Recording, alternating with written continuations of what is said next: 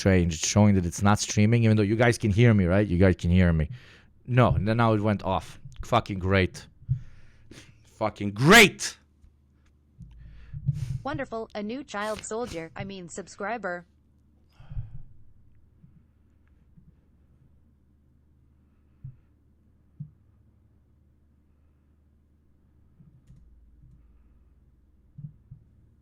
Okay, we're back. Jeez, OBS sucks, man. OBS sucks so much. Fuck you, OBS, baby. Hello, everybody that stayed. Fuck you, man. We're getting a good crowd in this motherfucker. Welcome back. Welcome back. I apologize deeply for the behavior of my passion, also known as my fucking OBS. Welcome back, children. Apologies. Immediately, thank you. I know some stuff for the fucking 7-month sub. Fuck no neck, Tommy. Hi, gang. I hate work. I want to be a lazy bastard who works 4 hours a day. Please. Gib socialismus, ASAP, uwu, bash the fash. Yugo, it's so nice to see you. Please normalize vacations for the rest of the streamers. Thank you. I will. We are unionizing against the oppressive class of chatters which want us to be present at all times. Thank you very much. You're killing me, Lawrence, for the 12-month sub at tier 1, the 7th month in a row. Can't believe we've been here for half a year already. It's fucking insane. It doesn't feel like half a year because I fucking stream twice a week, but eventually if that increases, we get to hang out a lot more. And thank you, Kipawa, for the resub. Lurking at work. It is always great to help. But yeah, sorry for the sabotage by OBS, also known as CIA in certain cultures. Thank you, Alexinitalex, as well, for the lovely support and helping this show become as sustainable as possible, and the lovely Liskist. Now let's go. Thank you guys, seriously, thank you very much. Now let's go into what's behind the spread. Keep them coming as well. What's behind the spread of violent far-right protests in the UK? I told you my fucking perspective. It is a guy that wants to come back into the limelight after certain previous controversies, and specifically breaking of the law pushed him out of the limelight. He was probably pitched very intensely both to far-right donors as well as media groups such as the Daily Wire. They all sat down on a table and they were like, okay, you're going to be our British guy. You're going to be the one that's going to push push the overtone window as much as possible in the UK when it comes to anti-minority language and speech, and political attitude, etc., etc. But you might be asking, why now? Because fucking Labour won. Okay, that's why. They need to, now is a perfect moment, because absolutely anything bad that happens in the UK will be blamed on Labour. Back when the Tories ruled, it makes no fucking sense for you to push the overtone window to the right. They're already economically so fucking right wing. All the millionaires were making their good money. No, they didn't need anybody to stir up the beehive. Well, now is the perfect moment to stir up the beehive, because you will have far right white boy cucks doing horrible things to minorities, and you will blame Labour for further dividing the country, and then you can throw in a little bit of anti-white conspiracy theories and communist takeover conspiracy theories, and you have a win-win-win as the overtone window keeps moving further to the right. Thank you very much, Denogra, for the resub. Smooches to all you homoerotically. Yes, right back at you. Is it even a kiss if it's not homoerotic? Even the far-right Swedish party is defending him, but their only connection to the UK is old ties with UK fascist organizations. Yes, the main thing that kind of first brought Tommy into the limelight as actually being far-right is his connection to Scandinavian far-right groups. I know this guy very well. From back in the day and recent research, I have wasted so many brain cells learning more about non-neck Tommy that you're all fucking welcome, okay? You're all very much welcome for, the trauma of having had to be, mama bird that takes and chews through all the information and then deep throat feeds it to you on this fine day and in the coming days. But again, as I said previously, ignore my non-academic Twitch speaker ass, and let's actually listen to respectful journalists most likely say literally all the same things that I've just said. But hey, it's Al Jazeera, so I will be considered more respectable. The Nordic Resistance Movement recently got added as a terrorist group. Yeah, the guy is associated to other terrorist groups as well. Different fail sons. Usually it's fail sons, but sometimes pretty successful organizations. And again, remember, these far-right groups, they're there usually to push the overtone window, like make certain types of rhetoric more okay for the more central parties. Some of them do believe in complete takeover of society, etc., etc. But my pitch on the EDL is literally it's an arm of the it's an arm of the Tory party. That allows them to kind of point at someone and say, "Hey, we are not as far right as they are." These are the EDL, not the like members that go and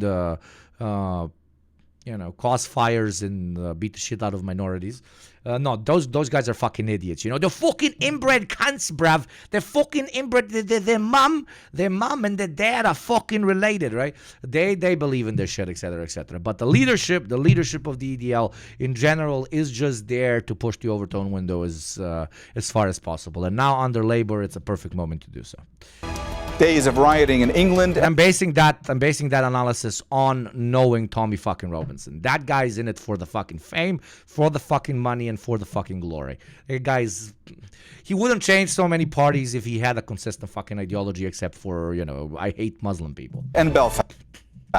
Social media has been used by the far right to spread rumors about immigrants and organize protests that have become violent. Thousands of police officers are on alert.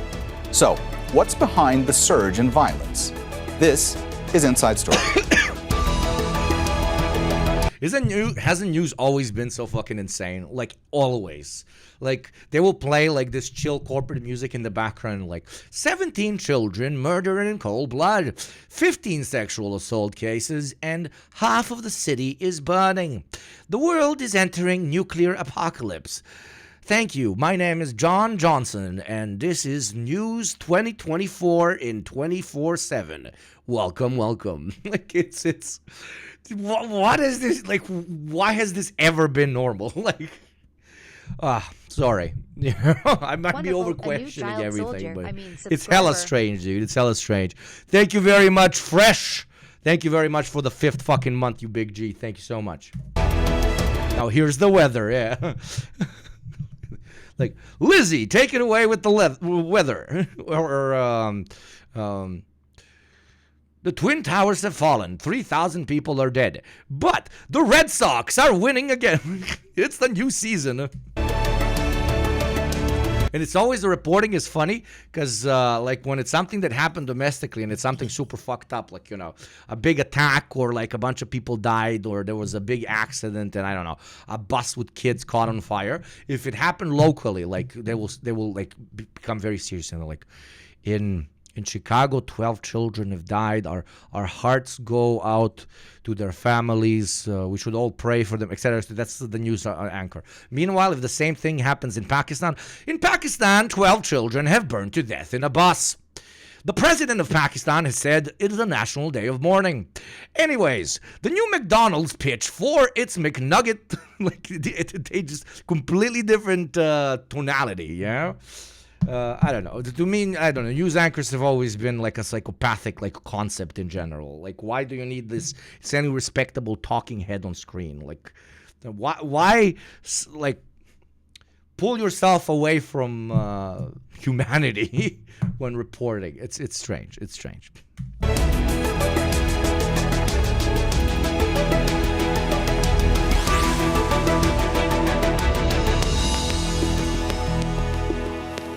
Hello and welcome to the program. I'm Mohammed Jamjoom. Thousands of police officers are on high alert in the UK after rioting in cities and towns in England and in Belfast. The violence. Cheers. Let me just go grab up a cup of coffee. And I'll be back in 5 seconds. Thank you. Violence has been blamed by Prime Minister Keir Starmer on far-right activists and groups organizing themselves online. Individuals, rather than organizations, seem to have been driving the protests, almost all focused around migrants. Mosques have also been targeted.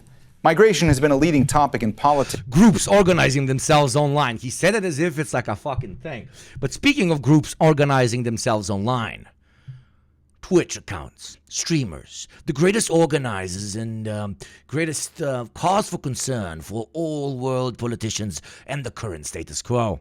But they have one enemy who always comes for them, for they silence them for between 4 minutes and 6 minutes every 25 to 40 minutes, also known as ads.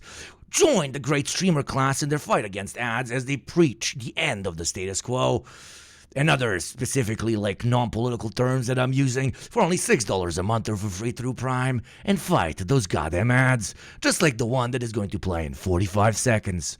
The status quo must be defeated. Ads must be silenced. Thank you. My name is Tommy Robinson. No, my name is Yugopnik, and I don't like riots. Thank you very much. Not a fan of gender binary. Very beautiful name. For the 2 gifted subs and joining me in my great war against all advertising of all time. 9 out of 10, very long. What? It would have been 10 out of 10. It was shorter. Thank you. Oh, those are not bad. I'm making numbers, baby. Those are not bad ratings. Not bad ratings at all. Media in the UK for several decades, with some newspapers and politicians. We need to redirect that anger to its actual source, the ads. I agree. Carving out a hardline stance. The last Conservative government had planned to deport illegal migrants to Rwanda, a plan dropped by the new Labour one. So why has there been... There you go. We're starting. That's exactly what I'm talking about. Labour is now going to be a perfect kind of, enemy to throw stones at very easily. The reason they just like restarted immediately... Come on. You're talking about coincidences here. The Tories lose. And immediately Tommy Robinson goes and Jordan Peterson starts getting platformed everywhere. His documentary starts doing crazy numbers on YouTube. He starts organizing. He starts getting funding. Yeah. This isn't even Yugopnik conspiratorial hour here, okay? This is the classic fucking center-right using for more radicalized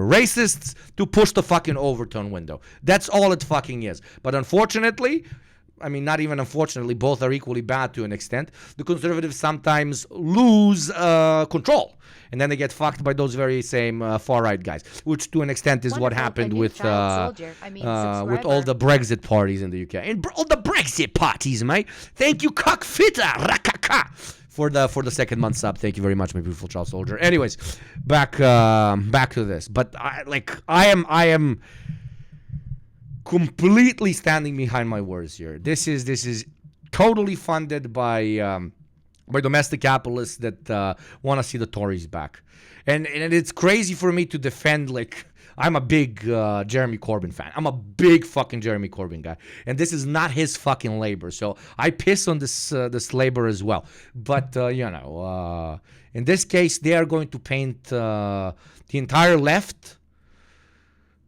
as Labour in the UK, and that is why it's important for us to an extent, not defend it, but be like, yo, the Labour has nothing to do with fucking race riots. What the fuck are you doing? Been such a widespread and sudden upsurge in violence, and how have politics and media affected attitudes on migration? We'll be discussing this with our guest shortly, but first, this report from Victoria Gatenby. Riots by... Look at these pasty boys, mate. Pasty boys, straight off the matchy, bruv. Straight off the matchy, bruv, yeah. Far-right protesters have spread across the UK, sparked by a series of murders in a seaside town in the northwest of England. This is what happens, bruv.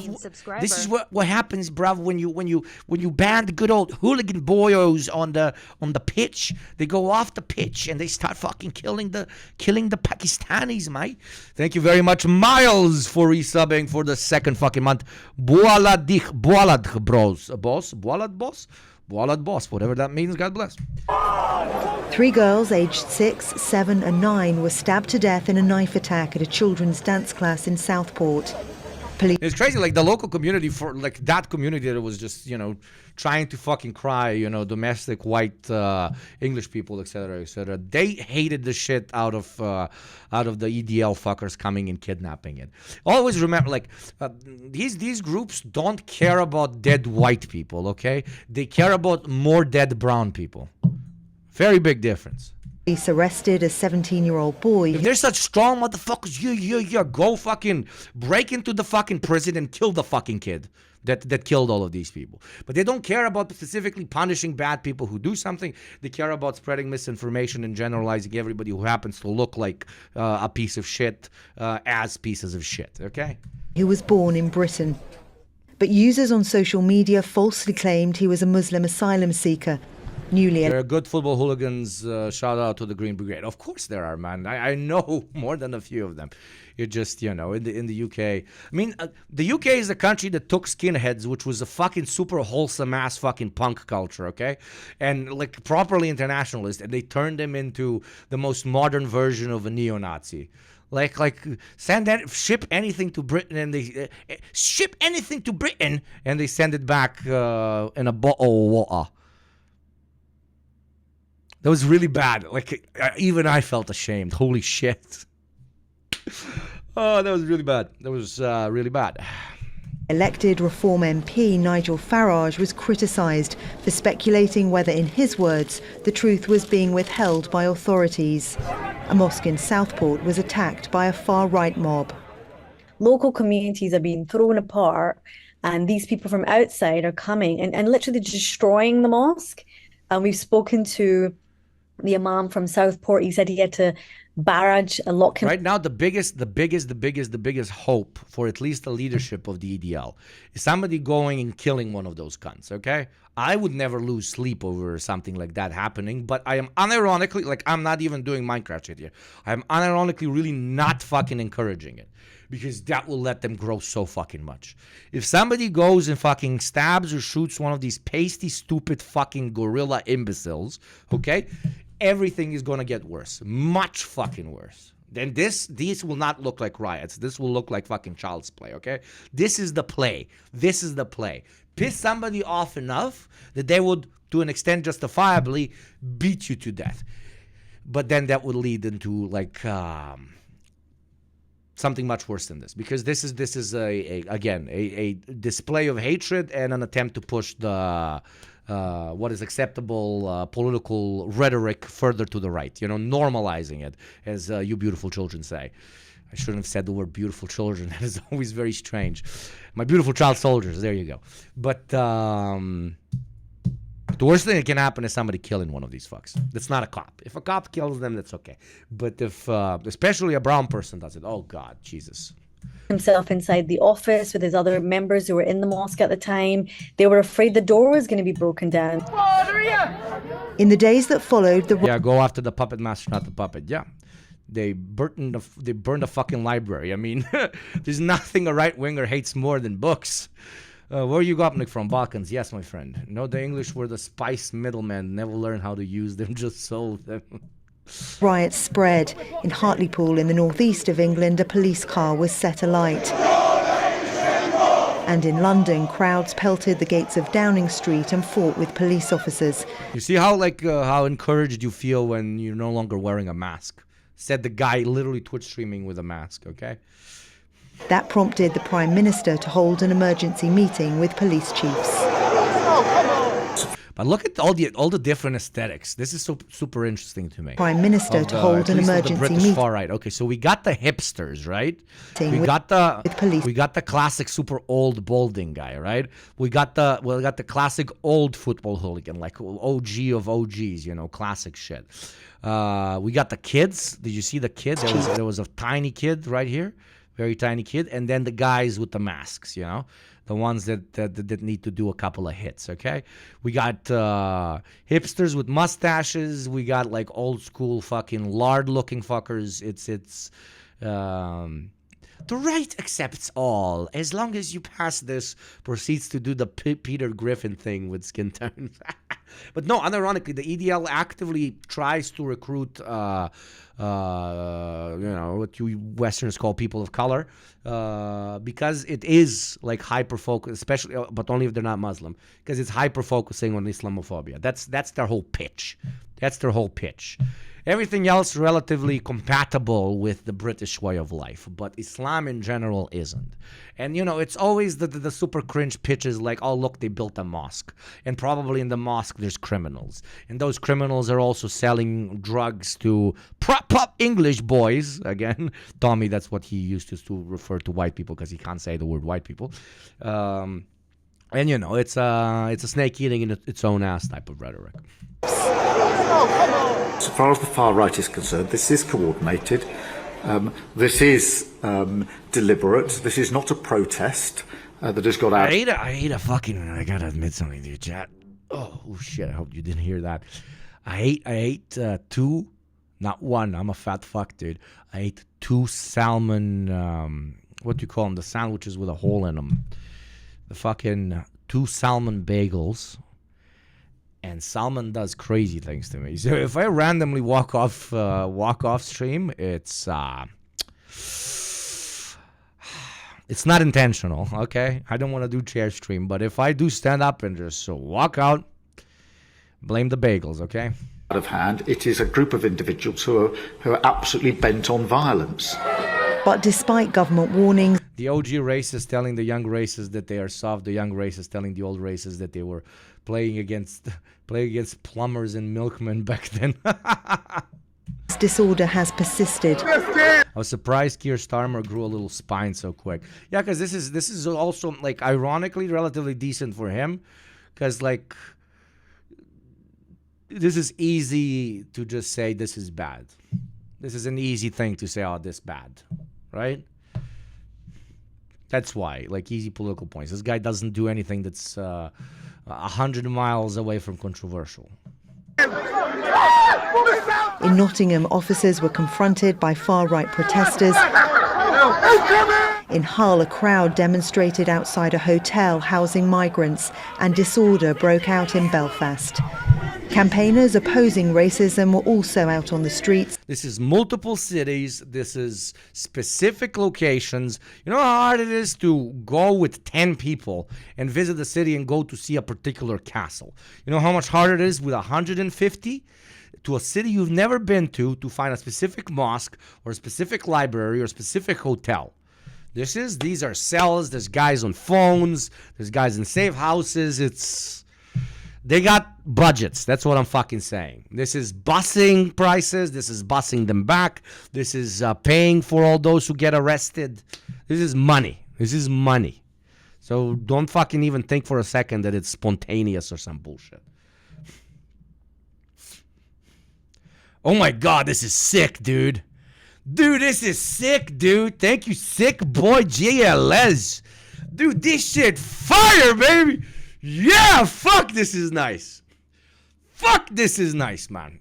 You made me look much prettier than I am, but shit, this is good. Fuck, this is fucking fire. Thank you so fucking much. Shit.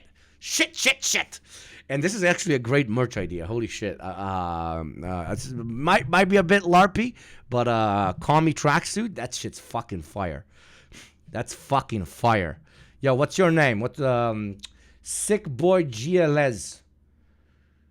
You gotta fucking, what do you call it? You got a sub? Let me give you a subscription if you do not. I can't find in the thing. Post something and then I'll see you. But yeah. Very sick shit. Thank you.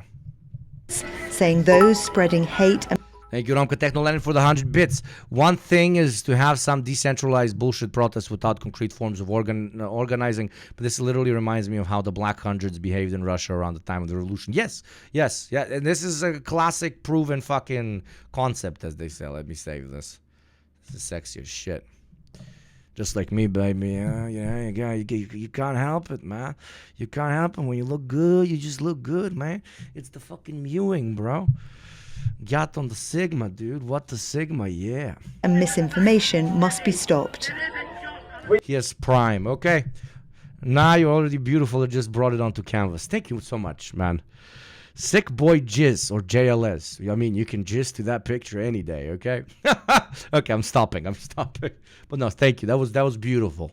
Very kind of you. That was very cool. Thank you. We fought them in the 30s. We fought them in the 50s. We fought them in the 70s in Britain. We will not allow the right wing to dominate our working class communities. This is an actual, like, in my opinion, this dude, I don't remember his name, but this is a power level hiding actual fucking unionizing radical communist, okay? This is just bolder, more, less hipster looking Jeremy Corbyn, okay? And we will come together every week in every town and bring the message of... And sure, if the left was smart, they can use this for massive growth and unification, just like our comrades from good old, bad old France did. But as we all know, leftists not really good at political organizing anymore. So, but no, there's still hope. I just did a liberalism, leftists as if like people exist outside of their context, which they don't. It would have been awesome if Labour was still ran by an actual class-conscious leadership, because then that could really, really help use the current right-wing overtone window push and the riots to garner much more support, okay, and to radicalize the base that they have. But that would necessitate an actual class-conscious leadership of Labour, which they do not have, okay?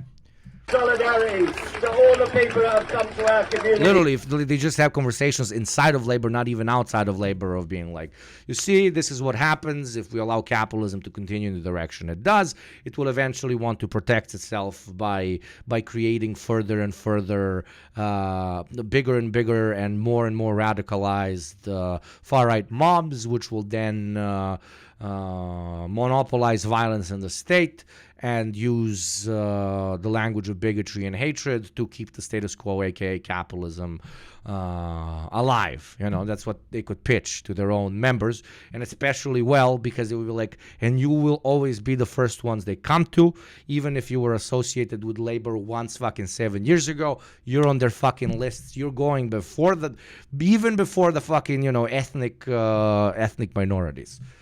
That should, make two things click in their fucking brain and make them a bit more class conscious. But we don't have a Labour like that, so that's not going to fucking happen.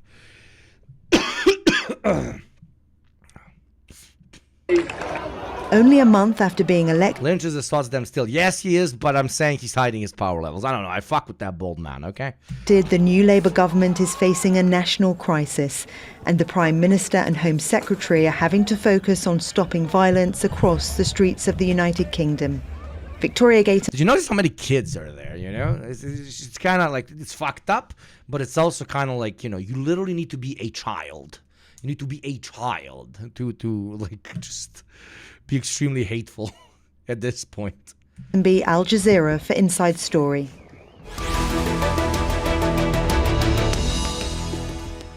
Like the whole pitch, they are building the mosques, and in the mosques they have the gangs, and the gang steals children, especially the girls, and they do SA, and then they sell them back to Muslim countries. You literally have to be 12 to be like, oh my God, that makes sense. That really makes sense. That really makes sense. All right, let's go ahead and bring in our guests. Joining us from London is Shabna Begum, Chief Executive Officer of the Runnymede Trust, a British race equality and civil rights think tank. In Oxford, Katie Brown is a postdoctoral fellow at Maynooth University in Ireland. She focuses her research on mainstream far-right discourse. Also in London, Sohan D'Souza is a computational social scientist interested in the links between disinformation and political extremism. A warm The last two combined is literally me. I'm a different fucking power level. I'm multiple political analysts put into one. I am the uplifted holy trinity of understanding class consciousness and yet the fascist mind in one, which is never one. Pray to me, children, my great child soldiers. We shall earn the great Gunnar state one day. Okay, I don't know where this sketch is going, but what I'm saying is I'm fucking great, okay? welcome to you all, and thanks so much for joining us today on Inside Story. Shabna, let me start with you today. All of these riots, all of this violence, this has all erupted so quickly. Why has there been such a widespread and relatively sudden upsurge in violence? Because Labour won, and now is the moment to push the overtone window to the right.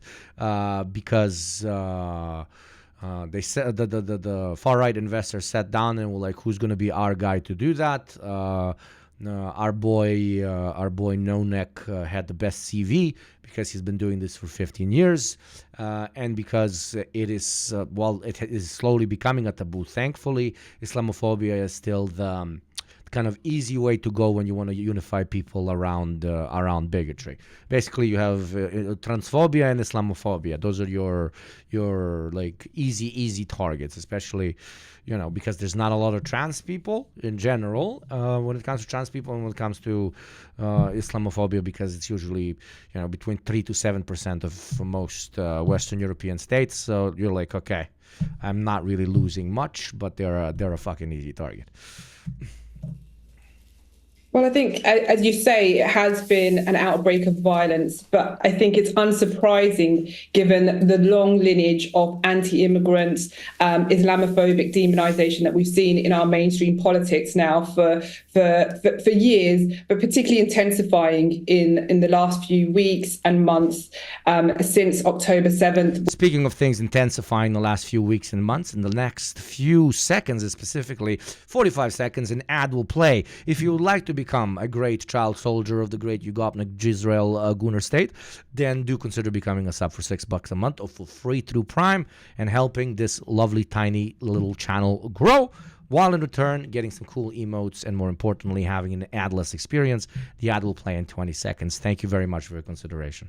With Gaza and what's been happening there, and then with the general election campaign, both during and afterwards, the kind of narratives that we saw being espoused by our mainstream political parties, the trading in insults around Muslim communities has become quite normalized by our mainstream political parties. And so it's unsurprising when you see such a hostile environment created by our politicians that then erupts on our streets in the way it has done over the last few days. Katie, I saw you reacting quite a bit to what Shabna was saying there. It looked like you wanted to jump in, so please go ahead. Yeah, no, I think I'd just echo what Shabna was saying, really. We've witnessed with the election campaign and actually long predating that with Brexit as well, the normalization of anti-immigration discourses, not just from the far. Like these are great, you know, milquetoast classic academic analyses, but I don't like using the term normalization of this sort of rhetoric, because it never went away. Like, not hating Muslim people or minorities in the UK, being kind of in the unspoken mainstream, never went away. You know, accepting your fellow neighbor was never normalized in the first place, because they're doing the pitch, oh, we were, you know, living together and loving ourselves and singing Kumbaya, and England was so fucking nice, and now we're normalizing hatred. No, you never normalized lack of hatred. You never actively combated hatred. You actively combat hatred. It's not a thing that just fucking appears. And this goes back all the way to the 2000s, to the 2010s, with the whole fucking spiel about tolerance. What fucking tolerance? You fucking, what's that? That fucking word is so fucking stupid. They're not doing anything bad by being Muslim or being from fucking Jamaica. Like, you're not supposed to tolerate it. They're your fucking neighbors. They're chill fucking dudes. You go and fucking talk to them, right? But yeah, well, there was no like state action towards normalizing not hating your neighbor. It kind of organically happens because, you know, you're like, you live in a fucking cul-de-sac and a fucking Paki fucking moves in over there. But then you go and you talk to the Pakistani dude and you're like, chill dude, wanna come and watch football? And then you stop being fucking racist, right? Most of the time. So that organically happened. People interact with people of other ethnicities and groups, and it becomes more chill. But there was never an active process by the English state or by any Tory government, which that's the only thing they had for so long, towards normalizing relations between ethnicities, religious groups, etc., etc. So, well, yeah, they're correct, but they're also not fucking correct. It's that normalization of hatred never went away. Kettlefish. England has historically loved Muslims and Arab nations. Just don't look at anything Churchill said ever. Yeah. right, but from those at the heart of the mainstream within the Tory party and the Labour Party as well. At these protests, there's been signs that say "Stop the boats," and that's a direct quote from the previous Conservative government. And then you've got Labour coming in. Now, they did scrap the Rwanda policy, as you mentioned, but they did that often kind of claiming that it was because the policy was ineffective. They weren't challenging the premise of it or the principle of it. Exactly. And this has all been Home there. Secretary Yvette Cooper has said that the security of Britain's borders is her top priority as well. So we've seen a continuation of this violent rhetoric from the mainstream, and that's played a key role in emboldening these actors and creating the atmosphere that we're seeing in Britain at the moment. Shabna, let me ask you to pick up on a point you were making and also a point that Katie was making just now. When it comes to this rhetoric that is demonizing of migrants and migration, when you hear top-tier politicians in the UK saying, because the pitch with the demonizing language or whatever, the pitch that far-right people have is that everybody's already thinking it. They just don't have the balls to say it or to vote or politically agitate in the direction of the hatred that they're already feeling, because lack of hatred was never, quote-unquote, normalized, right? And why it's so important to so-called push, I know I'm being boring at this point, but pushing the overtone window to the right is by quite literally normalizing that sort of rhetoric inside of the political context, meaning that parties can run with that platform publicly so that the people the racists who are hiding their racism power level or whatever can know who to vote for. Yeah. Stop the boats, or talking about invasions. It's insane how much far-right misinformation people have been eating up, especially in the UK, especially when it comes to the immigration thing. Like the top 5 countries that immigrants come from are other European and quote-unquote white nations, because the problem was never immigration, it's just pure racism. Yeah, I had a British professor that always did a great joke. He's like, Brexit didn't happen because of Pakistanis or Indians or Arabs. It happened because too many Romanians and Bulgarians.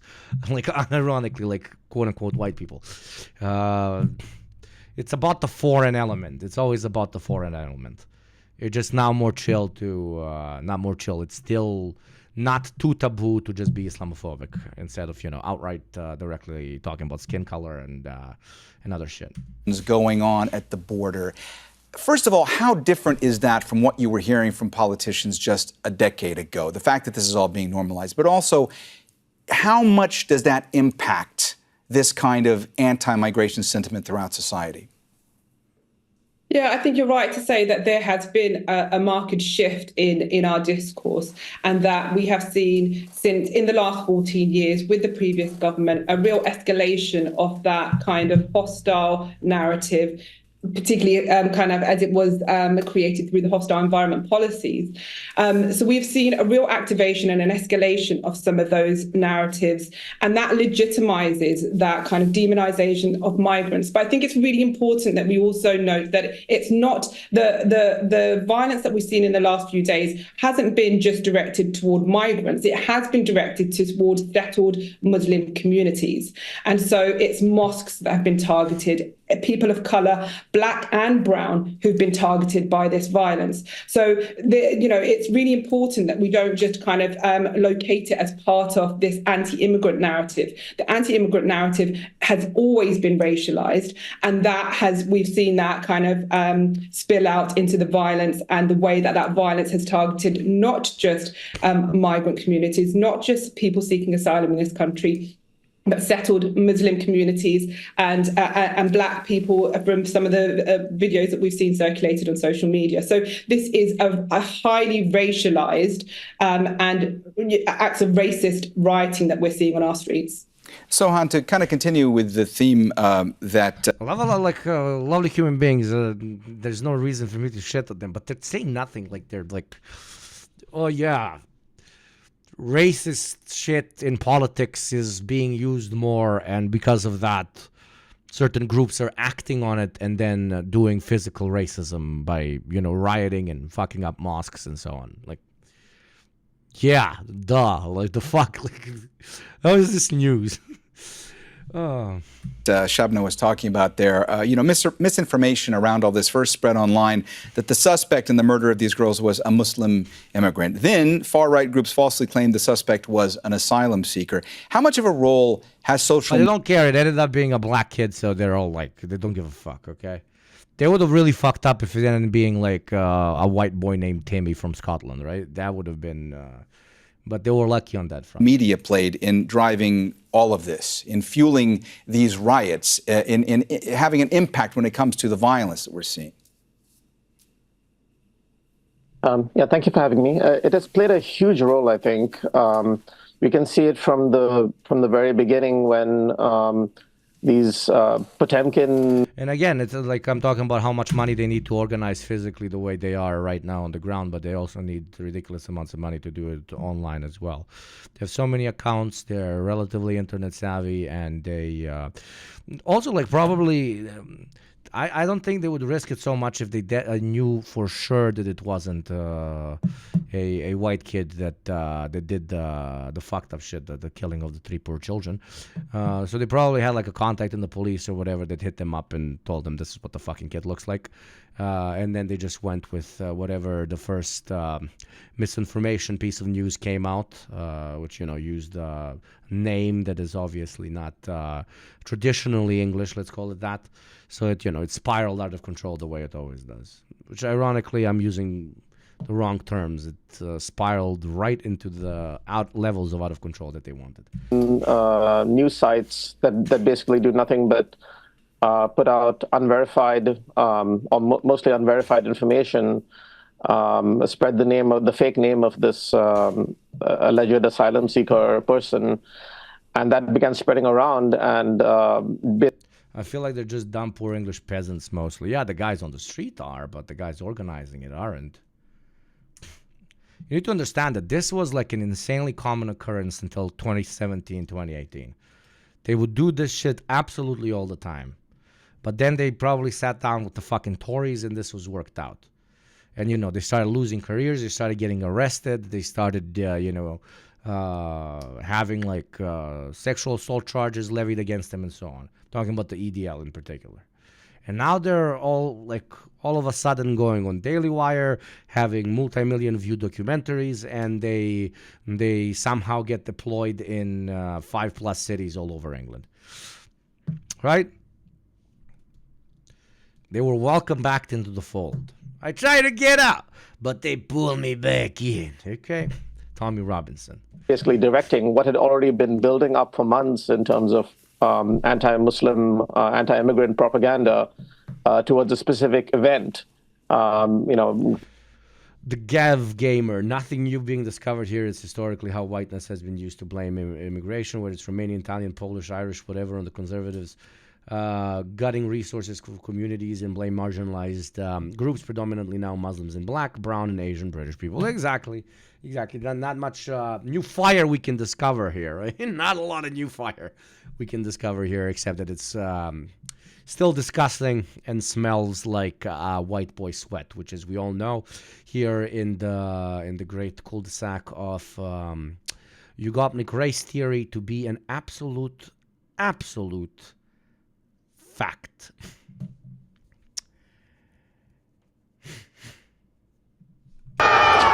Anti-immigration rioters attack a hotel in Rotherham as the violence grows and the Prime Minister calls out far-right thuggery.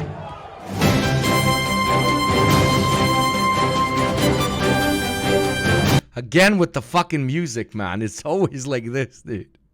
Horrible things are happening on the streets. Anyways, here's a bump-ass beat to get your day started.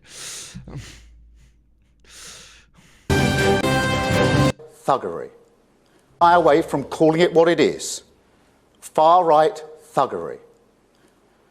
To those who feel targeted because of the colour of your skin or your faith, I know how frightening this must be.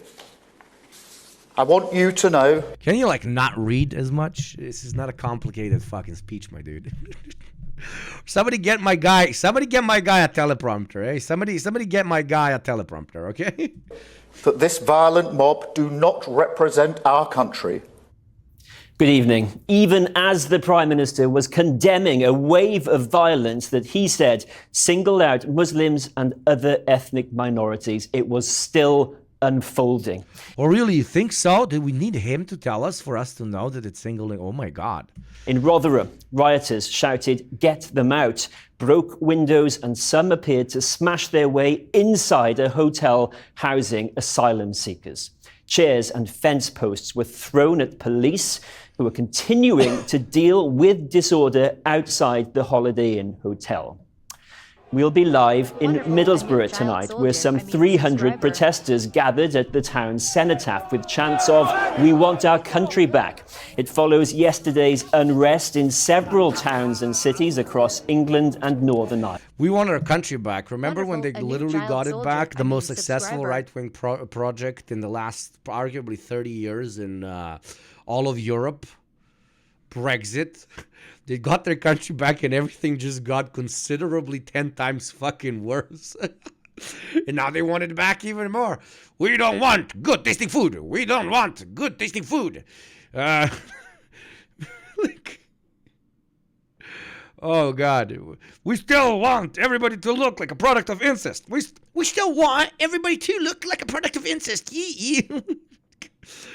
Thank you very much, Zapatra, for the 5th month sub, you fucking legend. And thank you to the Nepo Baby of all Nepo Babies, Eco Ways, for the 7th month sub, you fucking legend. Thank you, my beautiful Pokemon. But yeah. We want our country back here. There you go. That was Brexit. Like, basically Europe saying, okay, there you go. Okay, ciao. До свидания. Давай, товарищ. Все хорошо. Пока. What happened? No blood, no soil, only salt on our food. No blood, no soil.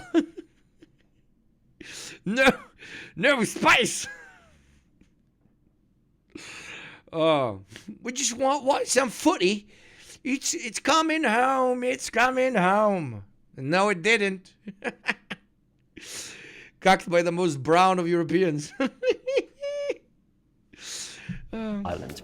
We also report from Liverpool on what the police called a night of deplorable violence in which 23 people were arrested.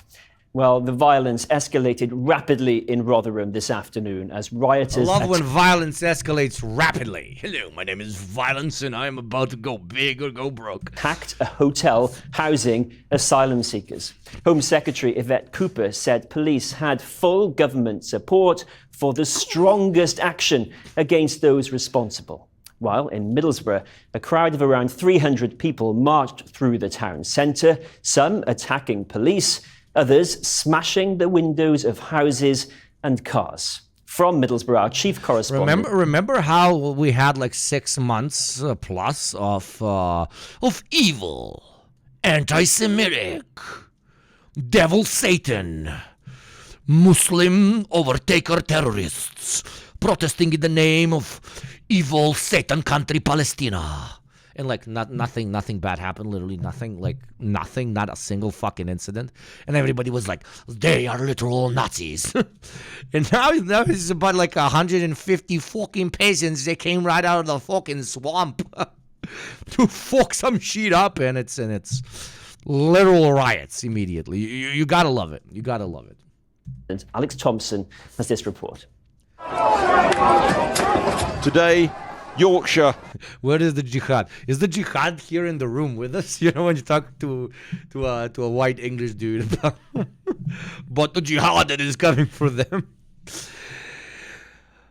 But as we all know, the only true jihad that is coming to the British Isles is one of the great Gunner state, for that land is promised to all of us under the great leadership of white Twitch streamers. The Gamer, the Gunner, and the Edger shall overtake the British Isles and expel all those who do not share in the same class-conscious beliefs of the great Gunner state of Israel. So in that name, I call on you to claim support for this great military idea of overtaking the British Isles for the great Gunner state of Israel for $5 a month for free through Prime, or suffer the consequences. The consequences also being known as watching ads in exactly 2 minutes. Nothing worse can happen to you in this life, and ain't no motherfucker watching ads here. Thank you.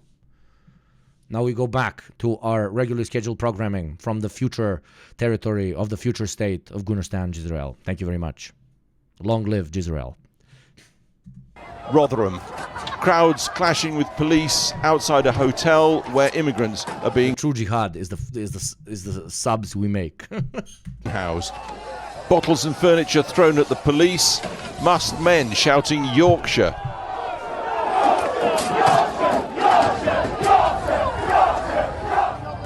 A bin set on fire by rioters with little regard for anyone inside the hotel. A police With little regard to anyone inside the hotel. They literally are trying to...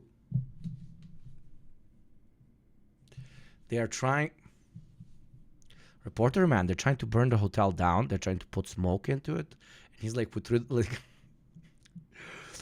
man beat the shit out of his wife with very little regard to her health.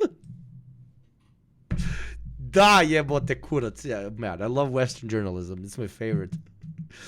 Oh. Police force at times.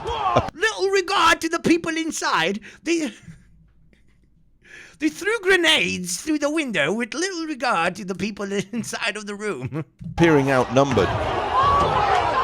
Right now, there are attacks happening on a hotel in Rotherham. Marauding gangs intent on law breaking, or worse. Windows smashed, fire set ablaze, residents and staff in absolute fear.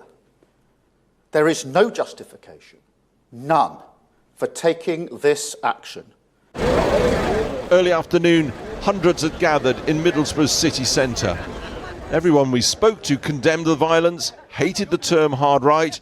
They just feel immigration's out of control, opinions forceful, and to many fanciful. It's our country and we're getting pushed out. I understand how the nation... You fucking got it back, mate. You got fucking Brexit back, sister.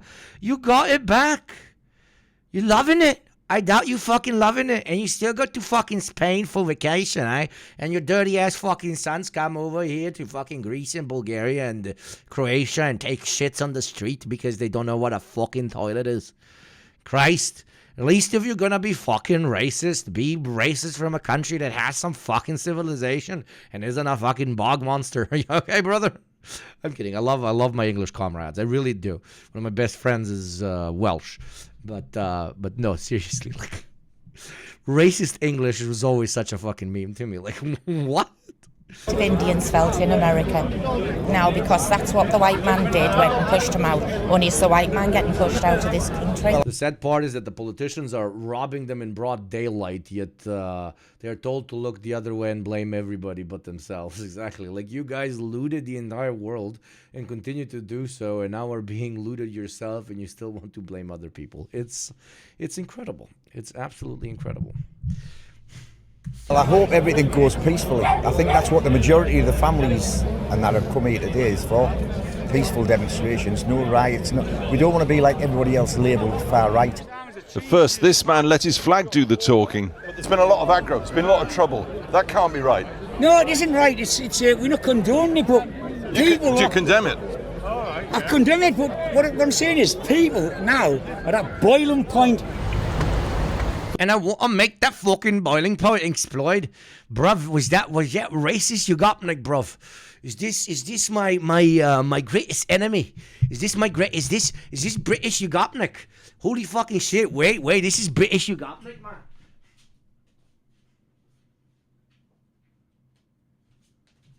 This is British Yugopnik. Look. It's British Yugopnik. It's my arch enemy. It's the yang to my yin. It's my yin to my yang.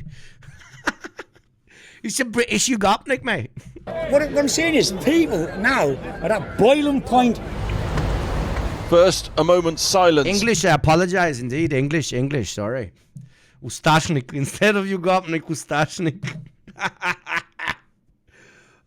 Racist Yugopnik in a parallel universe. For the 3 girls murdered in Southport. And then the march.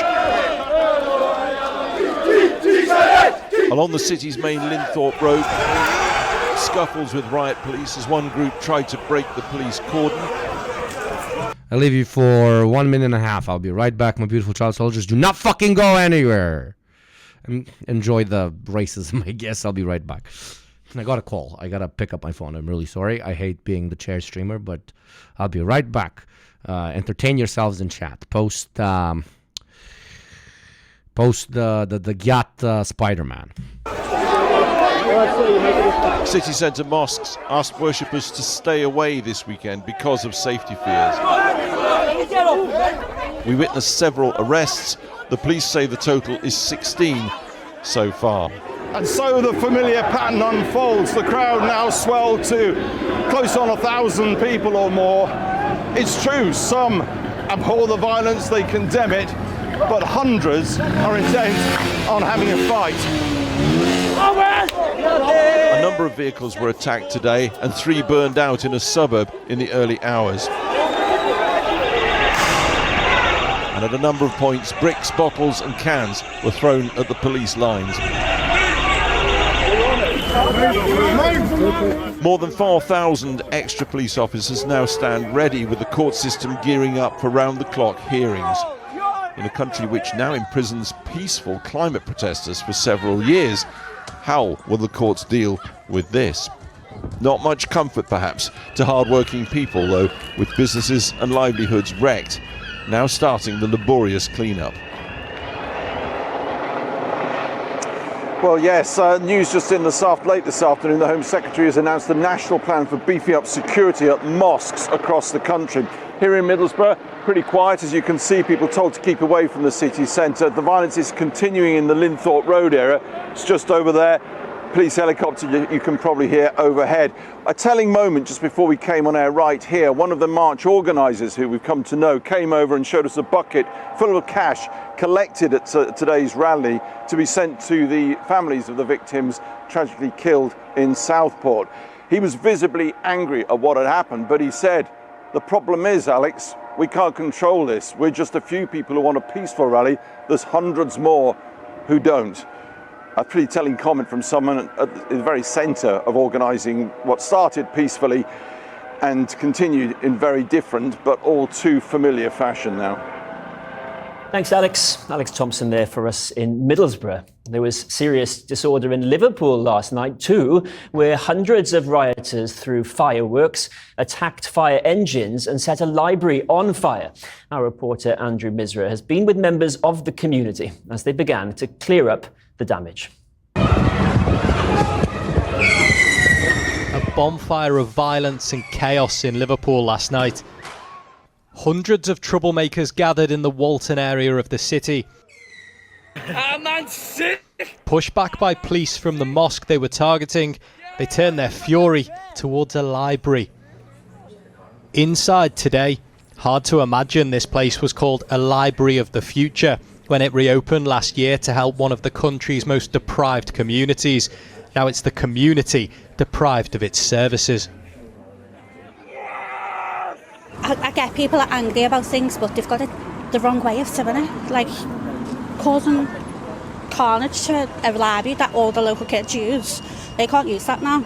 We don't want people to think we're horrible people, but it's a horrible area because we're not. We're all about community. They just showed last night that they're nothing like what we actually are. They're a disgrace. Locals were out in force this morning, determined to clean up their streets from the stain of last night's havoc. I know these communities. I did my surgery last week on Friday in this library, meeting local constituents, and so to see the effect of what is basically mindless, violent criminality on these streets is... Oi, that fucking... Oi, mate. Oi, that that Salman does not agree with me, as you say in polite society, okay? Oh, God. What did I miss? The children killed by a Welsh teenager. Fuck England's pain all the way. Get those 3 people who voted English. Started peaceful, my ass. I love how you can call, like, a movement that's hyper-focused on hating a particular group of people peaceful ever. Even if they didn't do physical violence, they are calling for violence, which makes it violent. So Palestinian protesters, terrorists, these guys, troublemakers, they're just a bunch of silly boys. They're just a bunch of silly boys. Ignore them. Their mama, I know their mama, she's a very nice lady. Brits, radicalized far-right radicals, also Brits. This ain't who we are, mate. Britain literally causes mass slave trade and mass murder and genocide and kind of invents modern imperialism to an extent. But we act. This is not who we are, mate. It's just a bit of banter. It's just a bit of banter.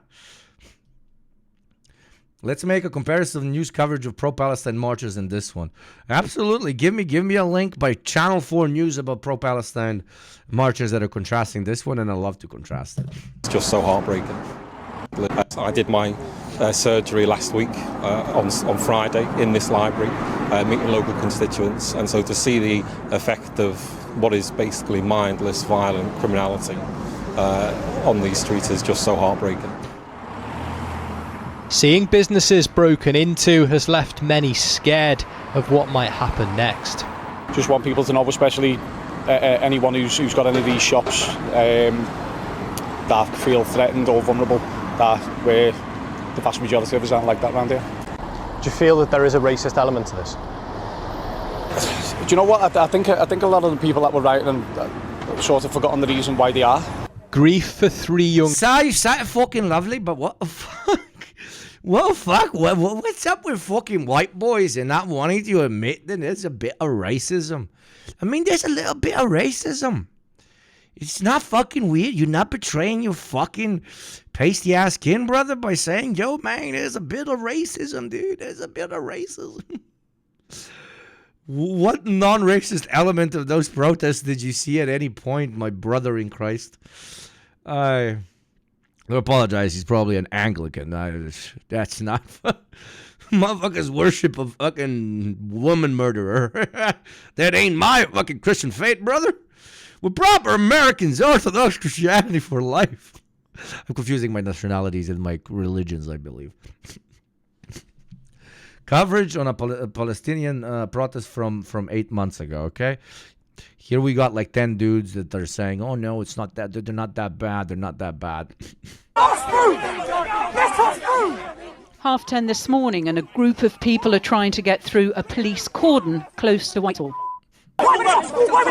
Why when it's us, they ask the police? That might be a reference to comments earlier this week from the Home Secretary. She said right-wing protesters were rightly met with a stern response from the police, while what she described as pro-Palestinian mobs were largely ignored. After a few minutes, the group break through the pro-Palestinian mobs we ignore, mate. Through the police cordon and spill out onto Whitehall. Men, some in balaclavas, form a line in the middle of the road as the armistice service is about to begin. They start chanting as veterans gather to pay their respects. At 11 o'clock. A stark contrast to the hopes expressed earlier. I would like to think that our services this morning and any demonstration that does go ahead can both go ahead peacefully, and that the solemnness and the quiet that we would like this morning at 11 o'clock will not be disturbed. Look at all that violence. Look at all that violence. A Palestinian flag dominating the skyline. As students in Birmingham staged Islamophobia and anti-Semitism reports soar as students say campus is feeling hostile. mass walkout. I cannot stop dying. I understand that there are people dying on both sides, and this is why we're here as well. We don't want any people dying. We want a ceasefire now.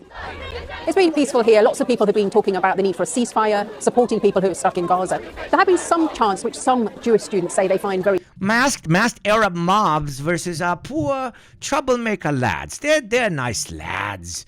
They're good lads. They just forgot what they're fighting for. They're good lads. One of my lads once dated a Pakistani girl, you know? I only gave him shit for a month. Girls tragically murdered less than a week ago has been seized upon by agitators looking for an excuse to damage and destroy.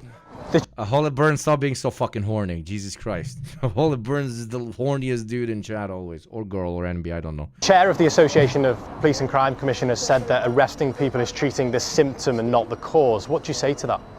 I want to be very clear here that she was not speaking on behalf of PCC. She was not speaking as chair. She was speaking in her own personal capacity. I am very clear that what we have seen over the last few days is not related to any ideological stance on any big issue. This is around violence, mindless, senseless violence, causing harm to our communities, and it's absolutely not something that we're going to tolerate. What? And who the fuck are you? Maryside Police and Crime Commissioner. The fucking pig, the fucking oink, oink, oink, oink, oink, looks at this and says, this is nothing to do with fucking politics. This is just... oink, oink, oink, oink. Stupid cunt. Fuck you. This is just mindless violence. This is political. This is fucking not political. How the fuck is this so fucking political? Probably because her fucking husband's in the fucking EDF, okay? And her fucking kids probably. We're on the same fucking street. Fucking oinker. Alright, sorry I don't understand you from all the fucking oinking and that fucking snobbing on the right wing fucking clit excuse for a dick.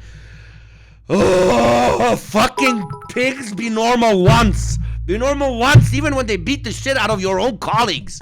They're beating the shit out of pigs. They're putting pigs in fucking hospitals. And you still can't say what they are, man. Fucking bacon. Fucking bacon. Thank you very much, Ronka, for 100 bits. The same motherfucker that tells you to separate politics and economics, yeah.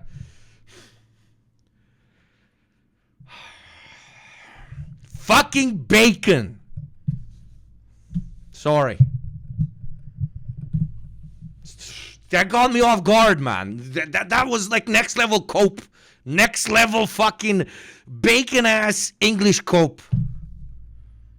Not fucking And remember the pro-Palestinian protests that they didn't exactly call them non-political with absolutely zero violence. It was somehow very political and somehow very violent and somehow very anti-Semitic and somehow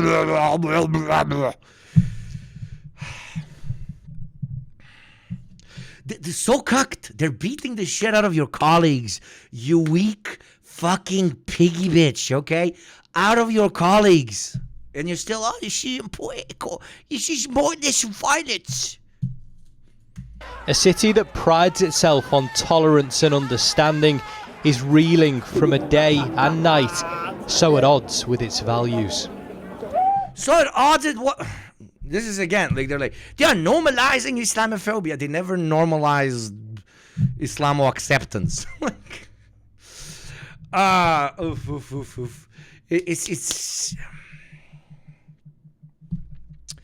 looking at like all these mostly Western countries from the outside is especially annoying because you're like, God, you guys really are fucked because you're even blind to your own status quo. It's incredible.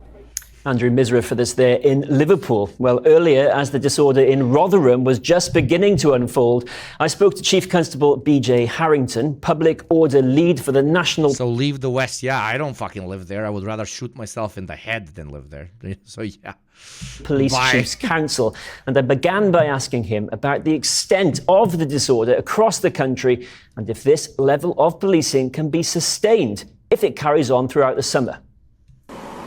Yeah, the simple message is yes, we can. Over the last week, we've seen abhorrent behaviour, criminal behaviour that in no way reflects or pays tribute to the compassion and empathy for those poor children that were killed. You'll have seen robust responses across the country in every force where there's been disorder. Over 140 arrests made. You'll have seen brave, courageous police officers on the street working with their communities, protecting their communities to try and stop this in its tracks. That's our intention. That's what we'll do. And we'll continue to bring people to justice to stop this. We don't want a summer of discontent. We're going to deal with it this weekend and continue to deal with it to protect our communities. This afternoon, as we speak, there are concerns about what's going on right now in Middlesbrough. In Rotherham, it appears protesters have gained access to a hotel and have smashed windows there. Does that seem like a situation that is under control?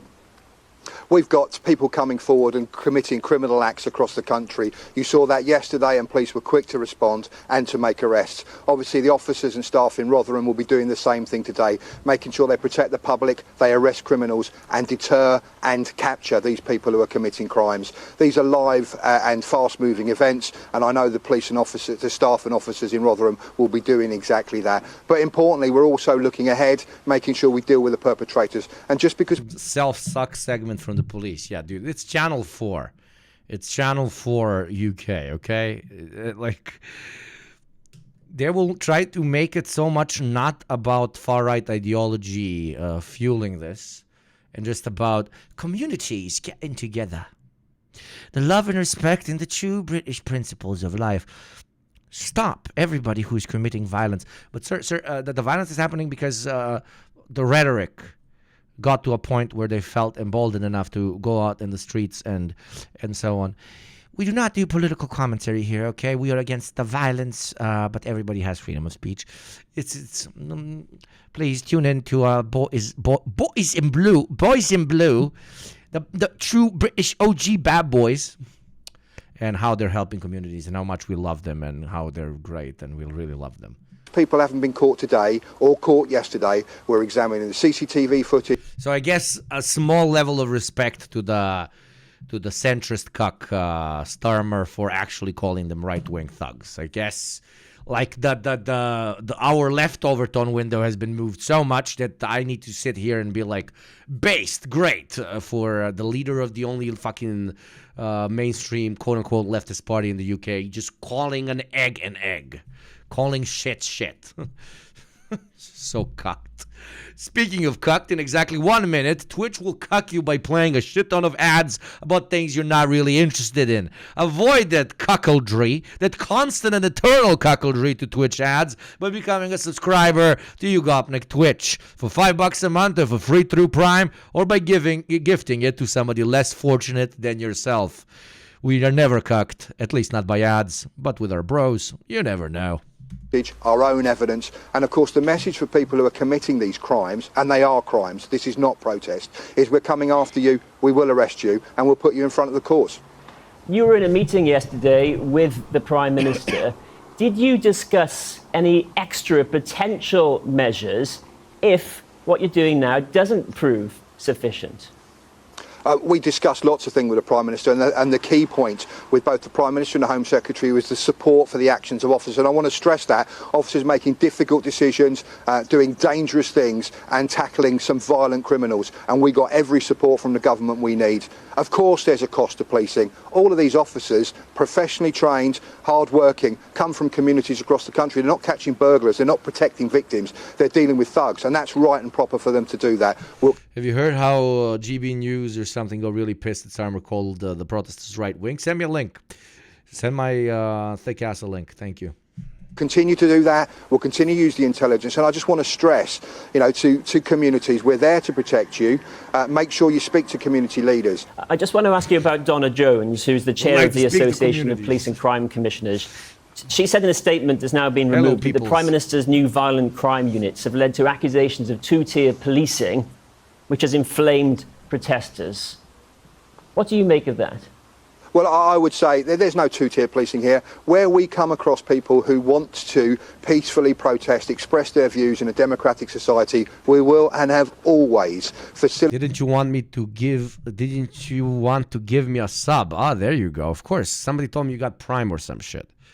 1 second, and sick boy Jizz now has a sub. There you go. Congratulations. Thank you for the artwork. Facilitated that peaceful and lawful protest. We're not anti-protest, but we are anti-crime, we are anti-violence. But these were remarks, albeit the statement was retracted, from the chair of the Association of Police and Crime Commissioners. She also said that protest groups in the wake of the Southport stabbings were focused on the need to uphold British values. Do you think that is acceptable? She also chair of the Association of Police and Crime Commissioners. She also said that protest groups in the wake of the Southport stabbings were focused on the need to uphold British values. Do you think that is acceptable? Well, I mean, I'm not going to critique the commentary of someone else. I'm going to tell you what policing's doing. You'll see high visibility patrols, even in the places where there is no disorder today, to make sure the communities know that we are there, we're on their side, and we're protecting them. Have you seen the fascist who got bricks thrown at him? Yeah, that was absolutely fucking beautiful. The one who got his ass bit by a police dog. Wait, what? I want a link yesterday. I want a link in the past simple tense, okay? Police dog Britain.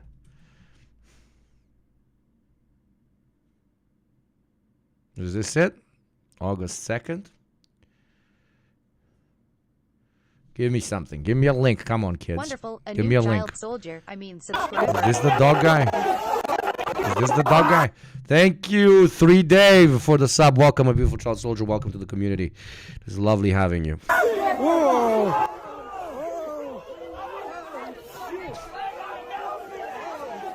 That's the video. Oh, fuck up. Oh my god, the puppy. The puppy bit me, mate. The puppy bit me. It's probably a Muslim puppy. It's a Muslim dog. Get all those goddamn non-British dogs out of here. The only thing we accept is what was it called? Wait, the only there was a Muslim dog. We only accept true British dogs here. True British puppies that look like this at the very best. Okay, this is a purebred British dog. By the way, it's a cute dog. I'm not like body shaming the dog, but still. Tell me this is not the most British looking dog you've ever seen in your fucking life. No, don't make fun of hairless dogs. Come on, that dog looks insane. You're telling me that dog does not look absolutely fucking insane. It's probably a lovely dog. I would absolutely take care of this dog. It looks super fucking chill. And it was in Deadpool and it was funny. But you are such a fucking liar if you look at this dog and you're like, holy shit, that isn't a fucked up creature that probably shouldn't exist. Like, okay? That is a fucked up creature that probably shouldn't exist. Is it cute? Do I like it? Yes. But is it the literal spawn of evil? Probably yes as well, okay? This is like literal proof for like where genetic manipulation can go. That dog looks as inbred as your average British royalty. There you go. That's hence where the joke was coming from.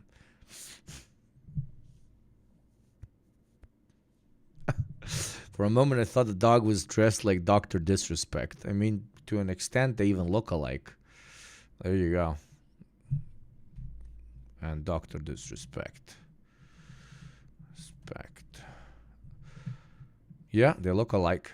They look alike. What's happening with this dude? What's happening with him? Is he coming back or some shit? Probably. Dr. Disrespect lashes out in comments on cryptic post after messaging minor scandal. Dr. Disrespect is back online 36 days after confessing to sending a minor inappropriate messages. He was permanently banned. Okay. Ah, yeah, he posted oh my god, the fucking cringe lord. Jesus Christ. Look, imagine posting this. Imagine thinking this is cool. Imagine 112,000 fucking inbred cucks, man. Imagine 112,000 little pedophilia endorsers. Imagine 112 fucking thousand neckbeard fucking lolly clit rubbing motherfuckers clicking like on this, okay? Oh Lord, this is so cringe. Jesus Christ. You really thought this is fucking... Oh, you're playing checkers and playing chess. Yeah, I'm playing chess by having sex with minors and attempting to. It's real chess times, man. It's real chess moments. 110,000 out of 52 million is sad, though. I don't know. 112,000 is 112,000, my dude. Heard you a pedophile. I heard you like little boys and girls. Little brainwashed woke boy putting out Dragon Ball Z GFX with Kendrick Lamar lines. Got me big time. Yeah, he did, dude. He pissed all over your grave in which we buried your career. You slimy little bitch, dude. Eliminated by Dr. Cheats on Wife with Minor.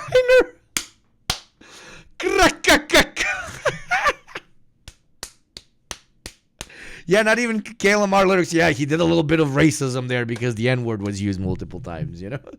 N-word equals Kendrick Lamar. I'm not beating the fucking horrible piece of shit allegations, dude. Dr. Kid Inspect is better. Nothing is fun anymore. Throwing bricks at pedophiles. Home.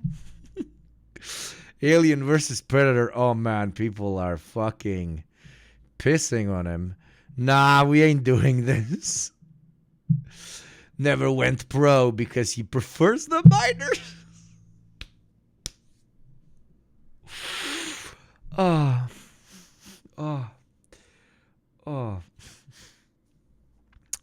So you just came here to play my game of chess? I'm not here to talk to the child. The child played checkers. I wanted to teach her how to play chess. Oh, fucking legendary. Absolute fucking beautiful. Absolute fucking beautiful. Okay, we'll talk about the markets crashing afterwards, but let's go to Freddie I've been thinking about how to do this because I'm very interested in seeing him tackle Ben Empanada's biggest arch enemy. By the way, there's so much lore with Ben Empanada, like going. What was the name of this guy? The guy in the picture. This like the. Is he even going to talk about him, or is this about something completely different? The way Friendly Jordan always fucking does. This guy. What was this guy's name? I mean, it's very good if none of you know, because you really shouldn't be filling your brain with such fucking crap. But what was this guy's name? Come on, help me, kids. Drew Pavlo. Yeah. Remember the fucking huge... I think Ben Empanada is suing him or something right now. Pavlo Empanada. Yeah, look at how many videos Empanada has on this guy. Oh, Drew Pavlo made exposing Hamas supporter Ben Empanada. Oh my god, Yeah. that's the sexiest picture of Ben Empanada I've ever seen. I knew there was a reason he escaped to Argentina. Holy shit. Holy fucking shit. I'm making this my phone profile picture.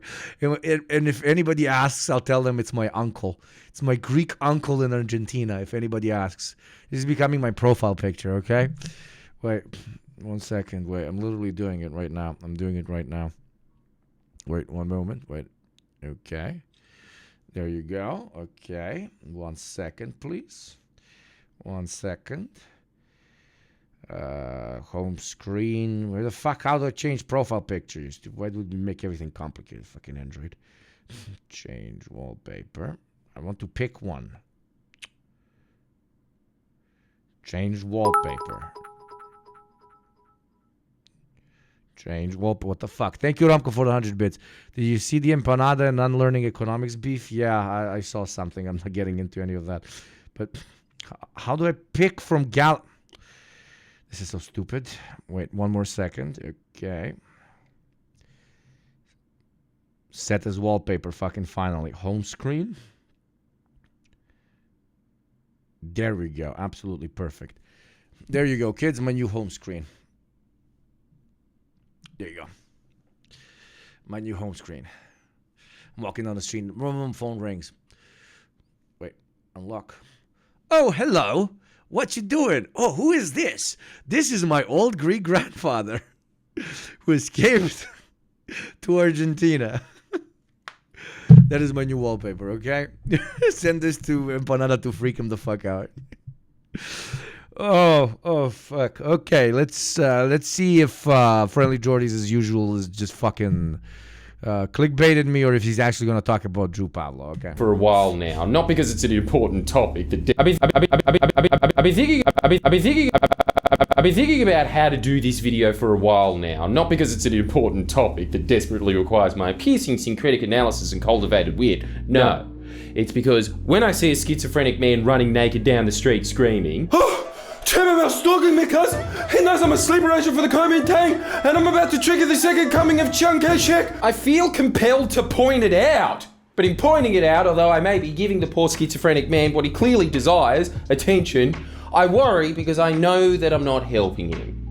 Well, I'm helping him fall deeper into his self-aggrandizing delusions, and let's be honest, he's happier there. Anyway, now that I've justified in my head why it's fine to laugh at a nut, today's video is the beginning of a brand new series that I like to call Australia's...